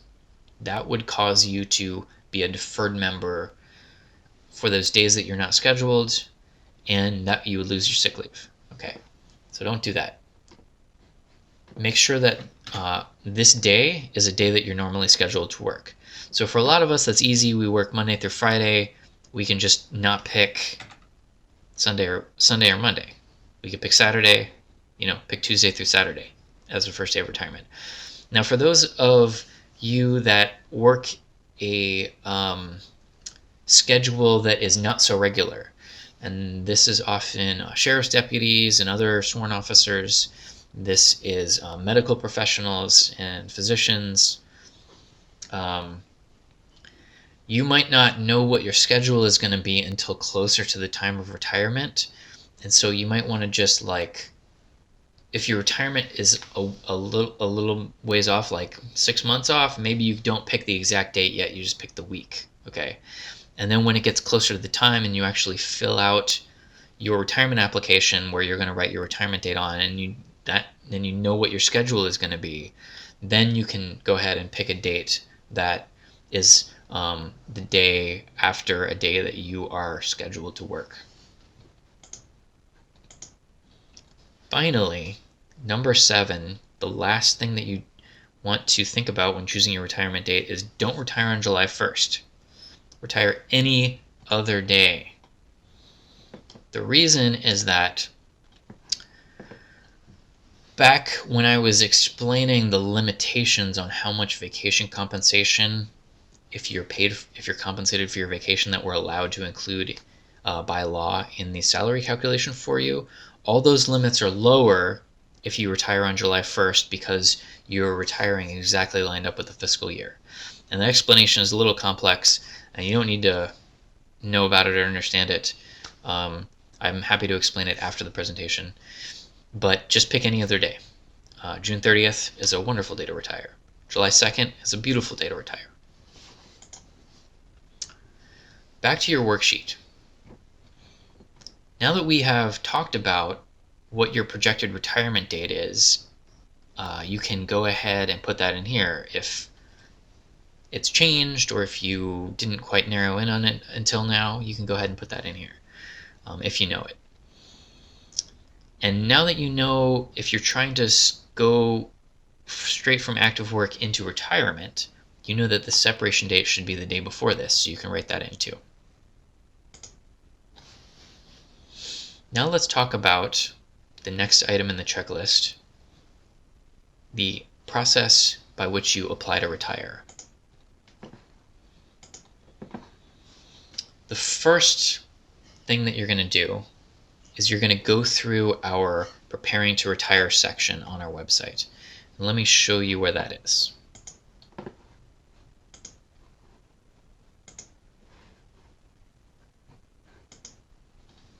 There's a few ways to get to it. You can go under Members, Preparing to Retire, or you just come right down here. This is our Ready to Retire section on the home page. You just click Prepare to Retire. This section is arranged in chronological order for what you should do in the basically 3 years leading up to retirement. But if it's less than 3 years until retirement, you can still do most of this stuff, you can still do all of this stuff, and there's time to go through this. So you just go through the section, read the information. There are a number of posts here, but it's not a ton of information, and it has things about just understanding how vacation pay affects your pension, which you probably already do because you're attending the seminar, and ensuring that we have certain documents on file. If your name has changed, there's a post on that. There's a post on choosing your retirement date, which contains a lot of the stuff I just went through, and then scheduling a counseling session and applying to retire. Okay, so we just want you to go through that and make sure that you have all your ducks in a row there. Okay, second step is you're actually going to set up that Ready to Retire counseling session. And you're going to submit your Ready to Retire counseling session form on that page that I just showed you. You're going to do that within the 3 to 6 month period before retirement. So just going back to that page, and that's the second to last step right here, 3 to 6 months before retirement. It is a web form that we have you fill out, and you just go through this, you fill it out and submit it, and that sets a lot of things in motion for your retirement, including giving us early notice that you're preparing to retire so we can start doing some calculations. What it will also set in motion is one of our retirement specialists will call you to schedule a ready to retire counseling session for the 60-day period before you retire. So whatever your retirement date is that you are going to choose, you tell us what that is, and we, at some point in the 60-day period before that, we will call you and, sometime like much earlier than that, we will call you to schedule a counseling session for sometime within that 60-day period before you retire. Additionally, to retire, you're going to need to submit a retirement application, and you're also going to do that within that 60-day period before you retire. And in fact, your counselor during the counseling session will help you submit it at the counseling session, and you can do it all virtually. So we've got it set up where you can do it virtually. Additionally, you're going to choose a retirement option, one of 5 retirement options.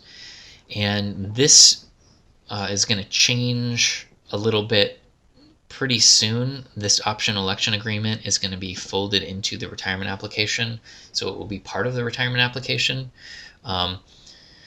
So if you're watching this in a few weeks, then it may be a little bit different, but you're still going to be choosing one of 5 different retirement options, and you're going to be making that election at the time of retirement, also at the counseling session. And then finally, whatever the date that you wrote down on your retirement application is, once that passes, you're retired. Amazing. You're going to be retired. It's a celebration. All this work you're just going to be the culmination of all your hard work and all the retirement that you've earned. So now that you know, going back to your worksheet, what day to call in for your Ready to Retire counseling session is, you just take your retirement date, subtract 6 months, and actually we need to edit this. It should not say call. It should be, I think online actually we've already updated the worksheet to say that you should go to the website to fill out the form. But you just subtract 6 months from the projected retirement date, and you put that in here. You can expect your first retirement check within 4 to 6 weeks after your last employer paycheck. And if there's any major issues with your file, like missing documentation, or there's divorce orders pending, or you were making a service credit purchase pretty late, then what we will do is get you on 80% payments until those issues are resolved. So you'll still start receiving your retirement allowance, it's just it'll be a little bit less. For everyone else, you're just going to get your 100% retirement straight off immediately on the first check. For those of you that get 80% payments, you will eventually, once we get you up to the 100% payments, you'll get a retro payment for any less than 100% payments that we made. Okay, here's the point in the presentation where I show you the 5 retirement options. You have one opportunity to choose your option, and that is at the time of retirement. So like I said, you will most likely do it in your counseling session, and your counselor will help you through that. But let me show you what the details of each option are so you can get an idea, and you probably will be able to figure out which one you're going to pick based on this. So there's 5 options: the unmodified option and options 1 through 4. For each option, I will show you a slide, and the top row is going to talk about your retirement allowance as a retiree that you're going to get every month for the rest of your life. The bottom rows are going to talk about the death benefits that will be available to your beneficiary after you die. Now, beneficiary, that word just means somebody who gets benefits. And in the context of Sarah, it's somebody who gets your death benefits. somebody who you've designated as your beneficiary to get your ACERA death benefits. That's who your beneficiary is. So to start off, the unmodified option. This pays the most of any of the other options to you as the retiree. So this is what the vast majority of people select because of that. Now when you die, this option will pay a 60% monthly continuance to your qualified beneficiary. Now continuance, that word just means a continuing payment. So as a retiree, you're getting your monthly payment, and then when you pass away, your beneficiary is going to get a continuing payment. Their payment will start, and it will go every month. And it's going to be a 60% monthly continuance. If your beneficiary is a spouse or state registered domestic partner, or a spouse or a state registered domestic partner, it's going to be a lifetime benefit. So they're going to get that monthly allowance, which is 60% of whatever you were getting. They'll get that every month for the rest of their life, plus cost of living increases. Now, for them to qualify, you have to marry them or have registered them with the state at least 1 year before retirement. Now, if you don't have a spouse or a state registered domestic partner, but you have a minor child or minor children, they can get the monthly continuance. And it's not for their lifetime, it's a temporary benefit, and it stops at age 18. But it can continue longer until age 22, where it will stop, as long as they maintain enrollment as a full-time student in an accredited school. And then it will continue, it'll stop at 22. Unless they get married or they register a domestic partner with the state, and then it will cut off. Now, if you have more than one minor child, you can name multiple minor children for this temporary 60% continuance, and the 60% continuance will be split amongst them. So they don't each get a 60% continuance. Okay, so next scenario is that you don't have a spouse, you don't have a state registered domestic partner, and you don't have minor children, but you still want to take the unmodified option. That you're perfectly able to do that. Lots of people do. And you can still name a beneficiary, but not for a continuance. You can name a beneficiary for a one-time lump sum payment. And that one-time lump sum payment is going to be basically a refund of the balance of your contribution account with ACERA. So it's going to be what's in your account. The balance of your account is going to be all of the employee contributions you paid into ACERA over your entire career, plus all the interest that we have paid to your account whenever the fund earns interest, minus any of the retirement allowance already paid to you. And so what I can tell you about how long that will last is that if you die after the first 3 to 5 years of retirement, there's going to be no balance left in your contribution account. The balance will be exhausted, and so there will not be a lump sum payment here for your beneficiary. So that's the bad news. The good news is that you're basically getting back in retirement all the money that you paid in through your entire career. You're getting that all back within the first 3 to 5 years of your retirement. And everything after that is just pure profit for you, basically. And it's a really amazing thing because it's a lifetime allowance. So your allowance amount is not based on how much you contributed to the system. It's based on those 3 factors in the retirement formula.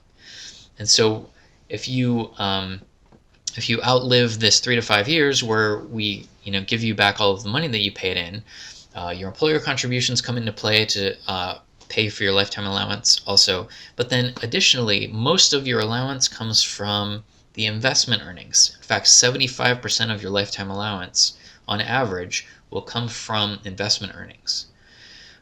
So it's really an amazing thing to be able to participate in a defined benefit pension plan like ACERA, because you have a guaranteed lifetime income, and you can't really get that anywhere else. It's really hard to get that anywhere else. It's a very valuable benefit. Okay, so back to the unmodified option scenarios. There's one additional scenario I want to mention, which is that at the time of retirement, perhaps you did have an eligible spouse, domestic partner, or minor child that you named for as your continuance beneficiary. But in retirement, that person passes away before you do. So if that were to happen, you can name a new beneficiary in retirement, but not for a continuance, only for lump sum payments. And like I said, if it's the unmodified option and it's after the first 3 to 5 years, there's not going to be a big lump sum in there. There will be some little lump sums. I mentioned a $1,000 lump sum payment earlier in the presentation. That's a vested death benefit. There's also a refund of any, if you enroll in our healthcare plans, there will be a refund of any advance payments that you made to that. There's also a partial month of your retirement allowance that we didn't get a chance to pay you at the time of your death. That is a lump sum that we'll give to your beneficiaries. So your lump sum beneficiaries still will get a small lump sum benefit. So that's the unmodified option. Option number 1. This one pays to you, the ACERA retiree, a little less than the unmodified option. What it does is it does a couple of things. One is that it does not pay a continuance anytime to anyone. This is the only option that never pays a continuance. What it does is it extends the time that it takes to exhaust your account from 3 to 5 years to 10 to 12 years. And they use kind of different accounting to make that happen. So there will be a balance left there if you were to pass away within the first 10 to 12 years for your one-time lump sum beneficiary. So that's what that does. And like I said, it pays just a little bit less than the unmodified option. Okay, option number 2 pays, again, less than the unmodified option. What it does is it pays 100% of what your retirement allowance was at the time of your death. It pays 100% of that to your beneficiary for the rest of their life. That's the first thing it does. The second thing it does is it expands the group of people that you can name as a beneficiary to anyone. So it's not just spouse, state registered domestic partner, and minor children, it's anyone. So if you have adult children, you couldn't name them as a continuance beneficiary for the unmodified option, but you can for these later options, options 2, 3, and 4. Okay. A couple of other things I want to point out here. The amount less than the unmodified option that this pays, the reduction from what the unmodified option would have paid you, is going to be based on the life expectancy of whatever beneficiary you name. So if they're significantly younger than you, we expect to pay them a lot more because they have a longer life expectancy, so we're going to pay you less. And that's starting at the time of retirement and for the rest of your life. So we're going to do that reduction calculation at the time of retirement. And if your beneficiary dies before you do, we're not going to increase your benefit. So whatever your retirement allowance is calculated to be at the time of retirement, that's what it's going to be for the rest of your life, plus cost of living increases. And if your beneficiary is more than 10 years younger than you, there might be a significant reduction, a sharp reduction to what your retirement allowance is. And what I learned recently is that if your beneficiary is more than 10 years younger than you and is not your spouse or state registered domestic partner, then this might actually pay somewhat less than 100%. So those are some different caveats to this. Okay, option number 3 is the exact same as option 2. Everything is the same except for what it pays to the beneficiary and what it pays to you. It pays 50% to the beneficiary instead of 100%. And because we're going to pay the beneficiary less for option 3 than in option 2, this is going to pay more to you in option 2 than option 2. So option 3 pays more than option 2. But again, all the same rules apply as option 2. Option number 4 is where you can specify multiple beneficiaries for a continuance, or what I learned recently, you can also specify a different percentage for a single beneficiary. If you don't like the 60%, 50%, or 100%, you can name one beneficiary and specify a different percentage under option 4. So this is going to pay less than the unmodified option. Again, they all do. The reduction, again, is going to be based on your beneficiary, but it's going to be based, if you name multiple beneficiaries, the youngest beneficiary's life expectancy. Now, if you are naming multiple beneficiaries for a continuance, you can name anyone, again, just like options 2 and 3. So if you have adult children that you couldn't name for a continuance under the unmodified option, you could name multiple adult children under option 4. But again, they're going to be significantly younger than you, so your retirement allowance is going to be lowered significantly. And then all the same rules apply as options 2 and 3. So those are the 5 retirement options. Now that's kind of the abstract version of what they pay you, what they pay your beneficiaries. To get a more concrete view of what these are going to pay, we go back to the benefit estimator. So let me show you these screenshots again. This is the estimated benefit. We've put in a retirement date scenario. It's given us our projections. And then what you do here is you make sure that this beneficiary information is correct. If you've already named a beneficiary for your active member death benefits, which you all should have a current beneficiary named. If you don't, you should go ahead and redesignate your beneficiary.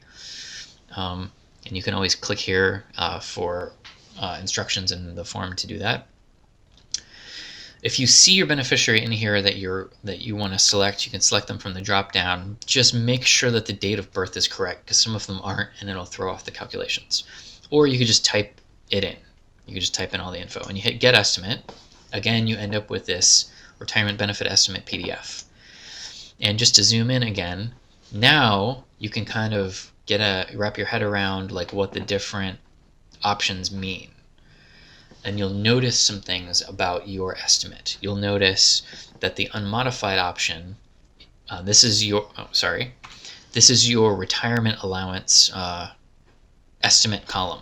So if you were to select the unmodified option in this scenario, this would be your estimate. Option 1, this would be your estimate, and so on and so forth. So you'll notice that the unmodified option is going to be the biggest number on here. It pays you the highest. You're going to notice option 1 is a little bit less than the unmodified option. You'll notice option 2 is going to be the smallest number, and because option 3 pays more than option 2. And you'll notice that the beneficiary continuance estimate for the unmodified option is 60% of the member allowance. It is 100% for option 2. These are the same, because if you remember, it pays 100% of whatever you were getting paid. And then option 3 is the beneficiary allowance is 50%. And for option 1, there's another couple of numbers here to help you out. If you're interested in option 1, what these two numbers do is tell you what the balance of your contribution account is going to be. What the balance of your contribution account is going to be, and then this is going to give you the monthly annuity payment that's going to come out of that amount each month when in your retirement allowance. So this gives you an idea of how long that money is going to last. So if you want to learn how long it's going to last, you take the big number and you divide it by the little number, and that will tell you how many months this money will last. And in fact, you can then again divide by 12 to get the amount of years that it will last. And like I said, that money should last 10 to 12 years.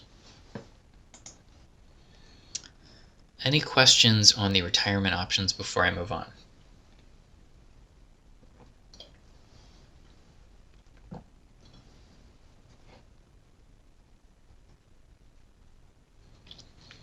No questions.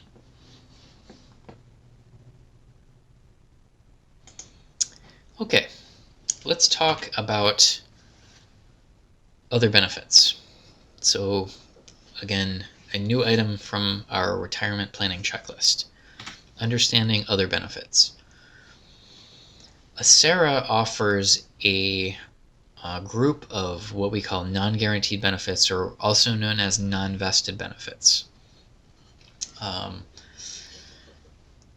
These are extra benefits. These are extra benefits that at some point in the past, Alameda County decided that the retirees of Alameda County needed these benefits to help pay for their lives in retirement. And so they created a reserve fund that pays for these benefits. Now the Board of Retirement administers that fund, and they determine, ACERA's Board of Retirement, and they determine what the benefits are and what the levels of benefits are and who is eligible to receive those benefits. And their whole goal is to ensure the sustainability of this fund so that these benefits will be there into the future for current and future retirees. Okay, so that's why the Board of Retirement may reduce or eliminate these benefits in order to ensure the fund sustainability. Now, their sustainability, they measure this every year, and how sustainable the fund is. Their measurement is done by an actuary. The actuary comes back and says, our projection of how long this fund is going to last is going to be this many years in the future. And the board's cutoff for saying whether or not the fund is sustainable is if the actuary says it's going to be at least 15 years in the future, then it's considered sustainable. So the current measurement says that the reserve fund will last at least 20 years in the future, so it's considered very sustainable, and there's almost $1 billion in the fund. So there's a lot of money to pay these benefits.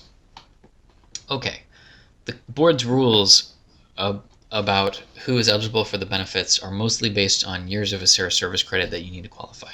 So there's 5 benefits here. There's a medical subsidy, and MMA stands for monthly medical allowance. There's a medical subsidy, dental subsidy, vision subsidy, Medicare subsidy, and then there's the supplemental cost of living adjustment, which is in addition to the invested cost of living adjustment. And you can see what the number of years of service credit you need to qualify for each one of them are. The supplemental COLA is the only one that you don't need any particular years of ACERA service credit to qualify. Everyone qualifies for that. The rest of them start at 10 years of ACERA service credit. And the monthly medical allowance has a couple higher tiers for 15 years of service credit and 20 years of service credit. So let me tell you more about each one of these benefits in a little more detail. First, we'll talk about the monthly medical allowance and your opportunity to enroll in medical coverage through ACERA. So the monthly medical allowance, again, it's not a guaranteed benefit. You'll probably hear me say this a bunch. They just want me to drill this into everyone. It's not guaranteed. You can't count on it. But it is something that has been there for many years, and it's something that the board tries to maintain the sustainability of that reserve fund to be able to offer this benefit. Okay. The monthly medical allowance goes to offset the cost of ACERA-sponsored medical plans only. No outside plans. And we have 2 different options. We have group plans and we have individual plans. And for the group plans, it will offset the cost of premiums, which is the monthly cost of being enrolled in a plan. And for individual plans, it will even, in addition to offsetting the cost of premiums, it will offset the cost of co-pays and deductibles. The monthly medical allowance amount is set annually each year by the Board of Retirement. You, the retiree, are responsible for any costs exceeding what the monthly medical allowance is. So if the plan is more expensive than what the allowance is, then you pay the extra. And it's only for you, the retiree. It's not for anyone else, including your beneficiaries, survivors, former spouses, dependents, anyone else. Though you can enroll them in the coverage. They just don't get a subsidy. Here are the 2021 monthly medical allowance amounts. The full monthly medical allowance that you would be eligible for if you have at least 20 years of ACERA service credit is $578.65. The 3/4 amount that you would be eligible for, as long as you have at least 15 years of Acera service credit, is $433.99. The half amount with at least 10 years of Acera service credit is $289.33. Now I'm going to show you the plans and how much the monthly medical allowance will pay for the plans. Our open enrollment is November of each year. That is your time to make whatever changes you want to in your medical, dental, vision coverage outside of having a qualifying event. Now, retirement is a qualifying event, and so you're going to be able to go right into one of these medical plans without having a gap in coverage from your employer's sponsored plan. We have two groups here. We have non-Medicare eligible plans and Medicare eligible plans. And you can see that there's three companies. There's Kaiser Permanente, there's United Healthcare, and there's Via Benefits. So what I'll do, the order that I'll do it in, is I'll talk about the non-Medicare eligible group plans first. So these three. And non-Medicare eligible means that you're not yet Medicare, you're not yet eligible for Medicare, which is the federal government's healthcare system. And you become eligible for that at age 65. If you're younger than age 65 and you don't have one of the qualifying medical conditions that gets you eligible early, then you're not Medicare eligible, and you would be looking at these plans. So I'll tell you about these group plans first, then I'll tell you about the Medicare eligible group plan through Kaiser, and then I'll talk about the Via Benefit plans. These are individual plans. I'll talk about those at the same time because it's more logical to do it that way. Okay, so to start off with, what I'm going to show you is just a few details of the plans, basically the costs and maybe what the copays are. But if you want the full details of what they all cover, you can find that in our annual retiree enrollment guide that we publish every year. It's a PDF on our website. And in retirement, if you choose, you can get it, and in fact, currently we just go ahead and do it for everyone. You get that mailed to you every single year in October. Okay, here are the non-Medicare plan group plan costs. So here are the three plans. We have Kaiser Permanente HMO. The self-premium is $810.72. We have the United Healthcare Signature Value HMO, which is $1,150.60. And then we have the United Healthcare Signature Value Advantage HMO, which is $759.16. So you'll notice this is just what it costs you to be enrolled in the plan. You may also notice that none of the monthly medical allowance amounts cover the full cost of the self-premium for any of these plans. So even at the 20-year monthly medical allowance amount, you would end up owing additional money. Okay, so this would be, if you have the 20-year monthly medical allowance, it'd be $578.65, and if you enrolled in the United Healthcare Signature Value Advantage HMO, for example, the cost would be $759.16, and so you would end up paying almost another $200 per month to be enrolled in that plan. Now you have the ability to enroll your family members, so self plus one or family. The copays for all three plans are $15 a month. And these are all group plans in California service areas. And the service areas for these plans are the Bay Area, Sacramento area, Fresno area, Southern California, and for Kaiser, they also have Santa Cruz.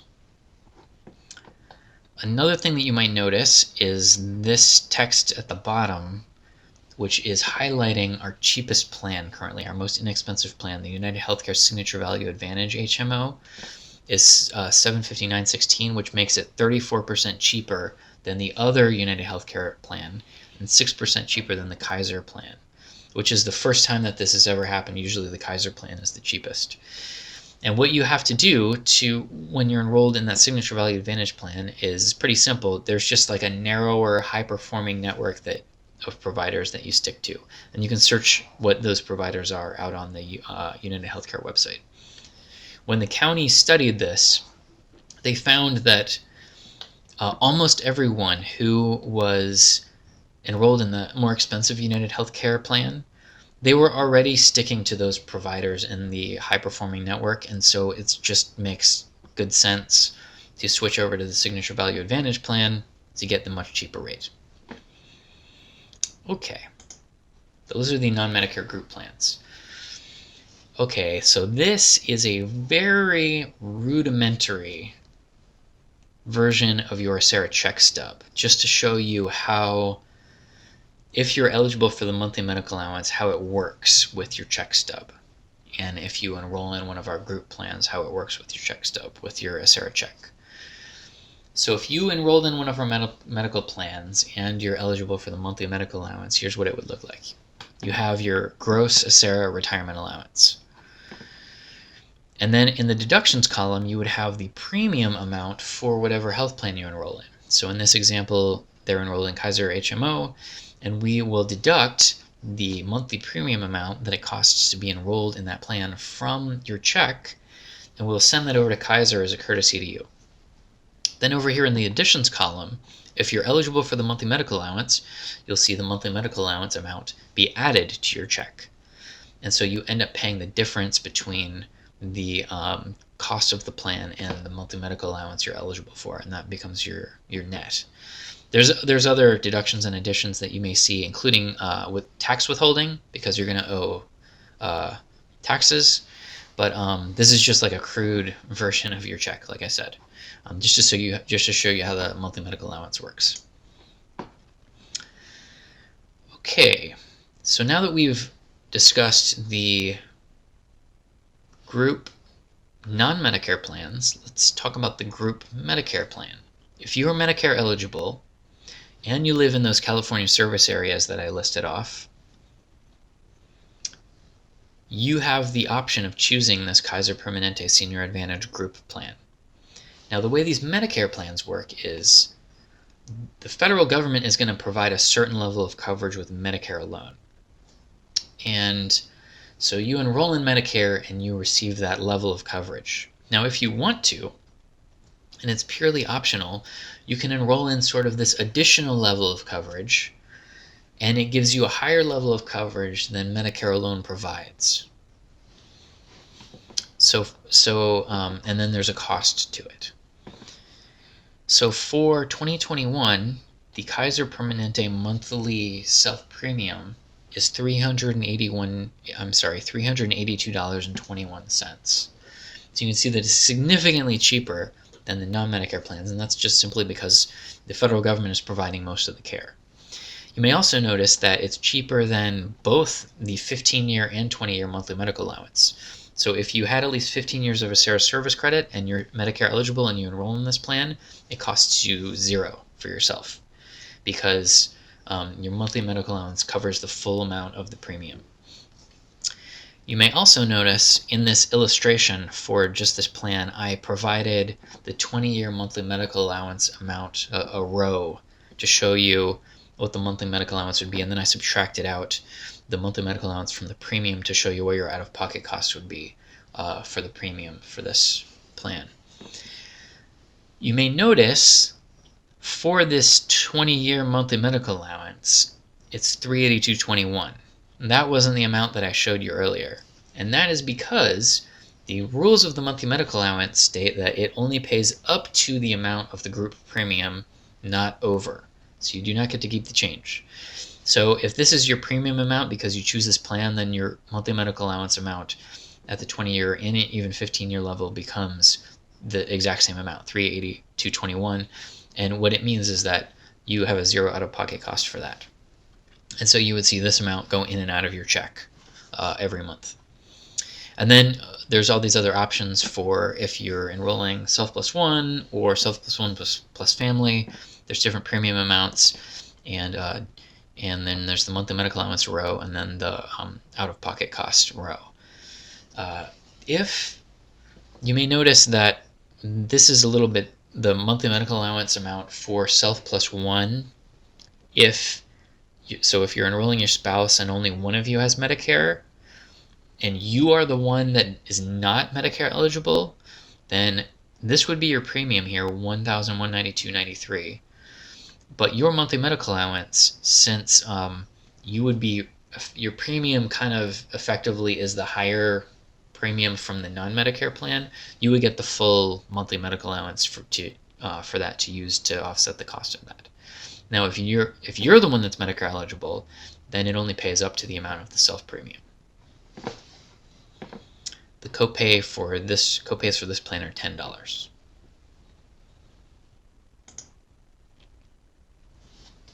We've talked about the group plans now, the non-Medicare and Medicare group plans. So what are the other options? There is this individual plan option through the private health insurance exchange called Via Benefits. So who can enroll in an individual plan? Well, if you are not yet Medicare eligible, you have to live outside of our group plan service areas to be able to enroll in an individual plan. And their plans are only available in the US. So for example, if you move up to Reading, that's not in one of our group plan areas, so you can enroll in one of these individual plans.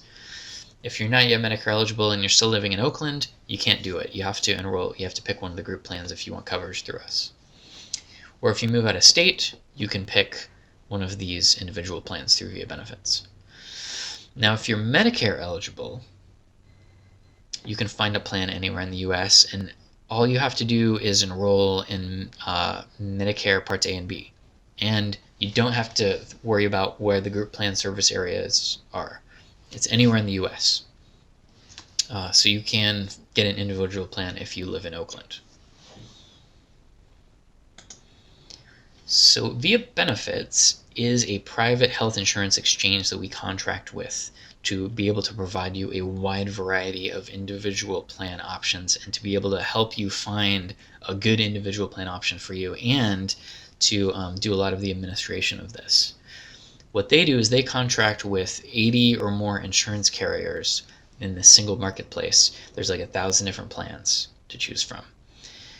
And if you are going to enroll in one of these plans, what you do is you call them on the telephone, or you can also search through the plans online. But if you call on the telephone, you'll talk to a certified, salaried, non-commissioned, non-biased benefit advisor. And the reason I stress that is because they're just getting a salary, they're not getting a commission, so they're not choosing one company over the other depending on how much they're getting paid. They're just getting their salary. What they're going to do is help you narrow down the plans to find out what's right for you. So what you do is you provide them some details. Where are you going to live, or where do you live? What providers do you want to visit? You can even go down, how much do you want to spend? You can even get down to what prescriptions you need. And they will narrow down the plans for you, and then they'll show you a few that you can choose from. And then they'll give you more information on those, and you can make your selection. The monthly premiums for those are all going to be different depending on the plan. The benefits are all going to be different depending on the plan. The monthly medical allowance, what it pays for, like I mentioned earlier, is not only the monthly premiums, but also deductibles and copays. If you should choose a deductible plan, there may be deductible. There's non-deductible options typically. Now, the monthly medical allowance, if you choose one of these individual plans through Via Benefits, does not work the same way. It does not go in and out of your monthly Acera retirement check because there's so many different plans. There's no way to make that happen. Instead, what Via Benefits will do is open up a health reimbursement account for you. And so I've provided another crude illustration to help you understand how that process is going to work. So here is Acera, and here is your monthly medical allowance at Acera that you are eligible for. What we're going to do is when you enroll in an individual plan through Via Benefits and they open up that health reimbursement account for you, we're going to send that monthly medical allowance over to Via Benefits for them to put into your health reimbursement account. Okay, now here's your bank account. Every month, when you're gonna owe a monthly premium to the whatever medical insurance company that you enrolled in. So you're going to pay that insurance company directly from your bank account. Then over here, presumably you're going to use your insurance and go to the doctor, and you're going to owe a copay. So you pay that from your bank account. So what you do is you submit reimbursement claims back to VIA Benefits, and they will pay you your monthly medical allowance from your health reimbursement account to reimburse you for your costs. You can set up a lot of this stuff to happen automatically. This recurring payment can happen automatically. Recurring reimbursement for that payment can happen automatically. VIA Benefits will help you set that up. The only things then that you would be responsible for is if you have co-pays and deductibles that you incur, then you would have to submit those to VIA Benefits. But they have an app, a smartphone app that helps you do that, and then you can do it online as well. One more thing about the monthly medical allowance is for those people who are Medicare eligible, A, and B, are enrolling in an individual plan through VIA Benefits, and C, are eligible for the monthly medical allowance, there is a lower set of monthly medical allowance amounts that the Board of Retirement has determined for you, because those individual Medicare plans through VIA Benefits are so much cheaper that they have a slightly reduced set of monthly medical allowance amounts for you. But we study this every year, and we find that at the 20-year monthly medical allowance level, at over 90% of the people, the money is sufficient to pay for their entire health medical costs for the year.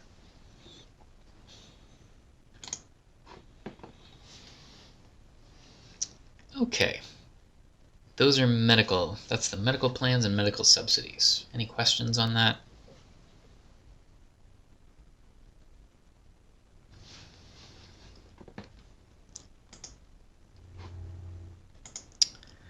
Okay, the question is the MMA available to deferred members? Yes, it is.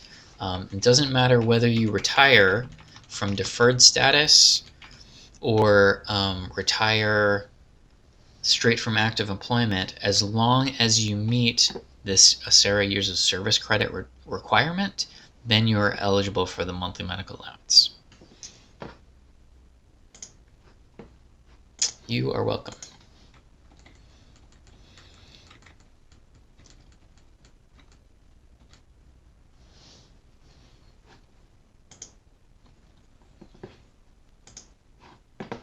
Let's talk about the dental plans and the dental subsidies. We offer two dental plans, two dental plan options: Delta Dental PPO, Delta Care USA. Delta Dental PPO is nationwide. Delta Care USA is California only. There are two categories of members here. Okay, there's people that have at least 10 years of ACERA service credit, or they have a service-connected disability retirement. And in that case, your enrollment in one of the dental plans is mandatory, but it doesn't cost you anything for yourself. So the self-premium and the subsidy are identical. So for example, if you enroll in the Delta Dental PPO, if you choose that one and you have at least 10 years of ACERA service credit or the service-connected disability retirement, then you would see $44.15 come out of your check in the deductions column, and you would see $44.15 go back into your check in the additions column. And so it costs you $0 out of pocket. Now if you enroll Self Plus One, you just take the difference between the premium here and the subsidy here, and that's how much it would cost you. Oh, and one thing that I want to point out, for all of these non-vested benefits, none of them are taxable. It's not taxable income. We have it worked out with the IRS, where this is not taxable income. Now, if you have less than 10 years of ACERA service credit when you retire, you can still enroll in dental coverage. It's just that there's a different set of premiums and there's no subsidy available, because you have to have at least 10 years of ACERA service credit to qualify for the subsidy. Okay, vision coverage is very similar to dental coverage. Again, if you have at least 10 years of ACERA service credit, the enrollment is mandatory and it costs you $0 for the VSP standard plan. So VSP is Vision Service Plan. So the self-premium and the subsidy are identical. Now you have the chance, the opportunity, if you want to pay more to buy up into the VSP premium plan. And you pay an additional premium for that. The subsidy does not increase for that. So if you were to enroll in that, your premium would be $14.26 minus the subsidy that you're eligible for, which is $3.97. And again, just like the dental plan, if you have less than 10 years of ACERA service credit, you can voluntarily enroll, and there's a different set of premiums, and there's no subsidy, but you can still enroll. I think the one difference I know off the top of my head, and you can check this out in our enrollment guide, is between the standard and the premium is that with the standard you get frames every 24 months, and the premium you get frames every 12 months. There's various other differences. Okay, number 4, the fourth non-guaranteed benefit, is the Medicare Part B reimbursement plan. This is a monthly reimbursement to offset the cost of being enrolled in Medicare Part B. So what happens is, when you go to enroll in Medicare Part B, when you go to enroll in Medicare, let's say, you enroll in the various parts of it. Medicare Part A is hospital visits, is hospitalization. Medicare Part B is doctor's visits. Medicare Part D, did I say B? So it's A is hospitalization, B is doctor's visits, D is prescription drugs. And if you have at least, if you've paid into the Medicare system for at least 10 years, I think it's 40 quarters, then Medicare Part A will be free for you.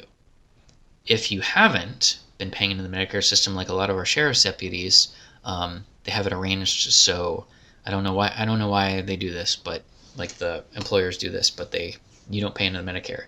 You can still enroll in Medicare. It's just Medicare Part A will come with a cost for you because you don't have that 10 years paying into it. Now Medicare Part B comes with a cost for everyone. And it's scaled based on your income, but the lowest amount that anyone pays for 2021 is $148.50, and the Board of Retirement happens to have set their reimbursement that they're offering at that same level. So once you enroll in Medicare Part B, the federal government will start charging you $148.50 per month at the lowest level, and then if you enroll in the Medicare Part B reimbursement plan, then you will start seeing $148.50 show up in your ACERA retirement check. Again, it's just for you, the retiree, not for dependents. And in order to get the Medicare Part B reimbursement plan, you got to do 3 things. One is you have to have at least 10 years of ACERA service credit or a service-connected disability retirement. 2, you have to enroll in Medicare Part B and maintain that enrollment. Because if you're not incurring the cost, then you're not going to get reimbursed for it. Number 3 is you actually have to apply and submit the enrollment form for this reimbursement. And it's a one-time form. Once you're in, you're in, as long as you maintain your Medicare Part B reimbursement or Medicare Part B enrollment. But you just got to remember to do that form. And we will remind you. We'll remind you when you are about to turn 65 by sending you an invitation to attend our Medicare enrollment seminar. And that is if you turn 65 in retirement. If you're already 65 and you're still working, you're not going to get an invitation in retirement. But you can go ahead and attend that Medicare transition seminar. You can sign up for it on our webpage, and it's a webinar. And in that, we will also remind you to submit that form. We also remind you every year in your open enrollment packet. We don't pay it retroactively, so you have to remember to enroll in it. Okay. So the last non-guaranteed benefit that I'll talk about is the supplemental cost of living adjustment. What this does is it keeps you at least 85% of your original buying power in retirement. So if you ever lose so much buying power to inflation, and lose at least 15% of the buying power in retirement that you originally enjoyed at the time of retirement, then the supplemental cost of living adjustment kicks in and keeps you at 85% of your original buying power in retirement. So you can't lose more than 15% buying power to inflation. And that's what that does. And this is in addition to the vested cost of living adjustment. That's why this is called the supplemental. Okay, this next item on the checklist is not very long, so we're closing in on the end of the presentation. This is just a few items about different life events that might happen.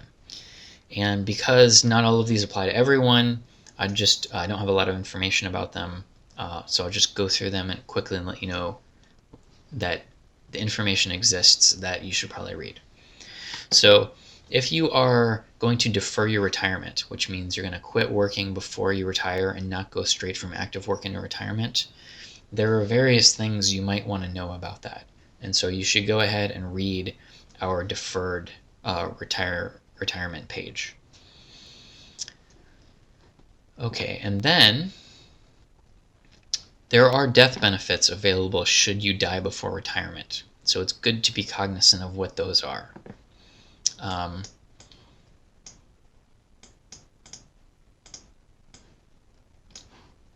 So you can read about those on our death benefits page. For those of you who have been divorced or dissolved a domestic partnership, or that may be in the cards in the future, divorce, your ACERA benefit is considered in California community property, which means that it's one of the assets that is up for division in the event of divorce or dissolution of domestic partnership. So getting divorced or dissolving your partnership can affect your ACERA benefits. So you should know more about that. You should learn more about that. So go ahead and check out our divorce page at acera.org/divorce and read more about that. Disability retirement. So what I've been talking about for the presentation is like the regular retirement, what we call a service retirement. So that's like you make a plan to retire and then you retire.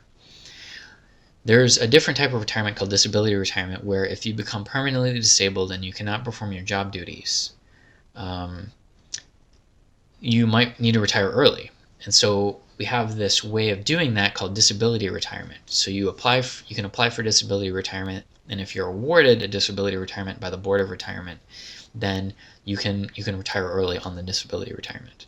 So we have a whole page that takes you through that process and tells you all the ins and outs of that.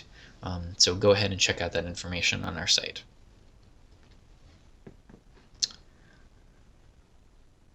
If you are going to work after retirement, and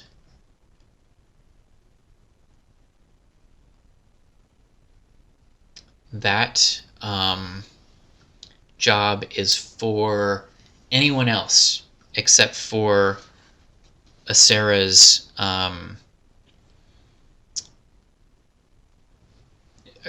except for one of ACERA's participating employers, then we don't care. We're going to consider you a retiree, and you're just going to be retired.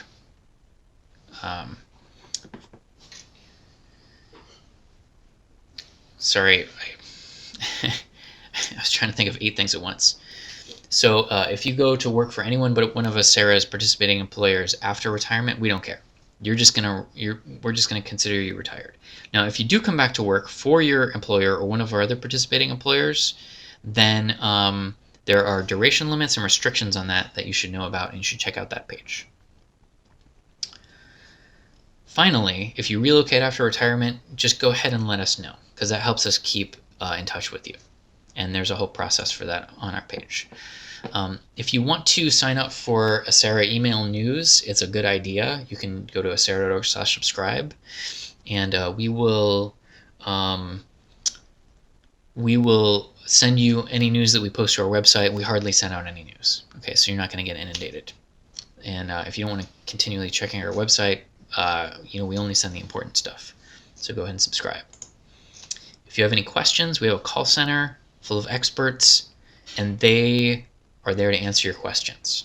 So call us anytime on business days between I think it's 9 a.m. and 3 p.m. You can find our hours on our website, and we'll answer all those questions. And with that, I wish you a beautiful retirement on behalf of Acera's Board of Retirement and Acera's staff. And I wish you a beautiful rest of your day. Thanks for spending this time with me, and I wish you a beautiful life. So thank you very much.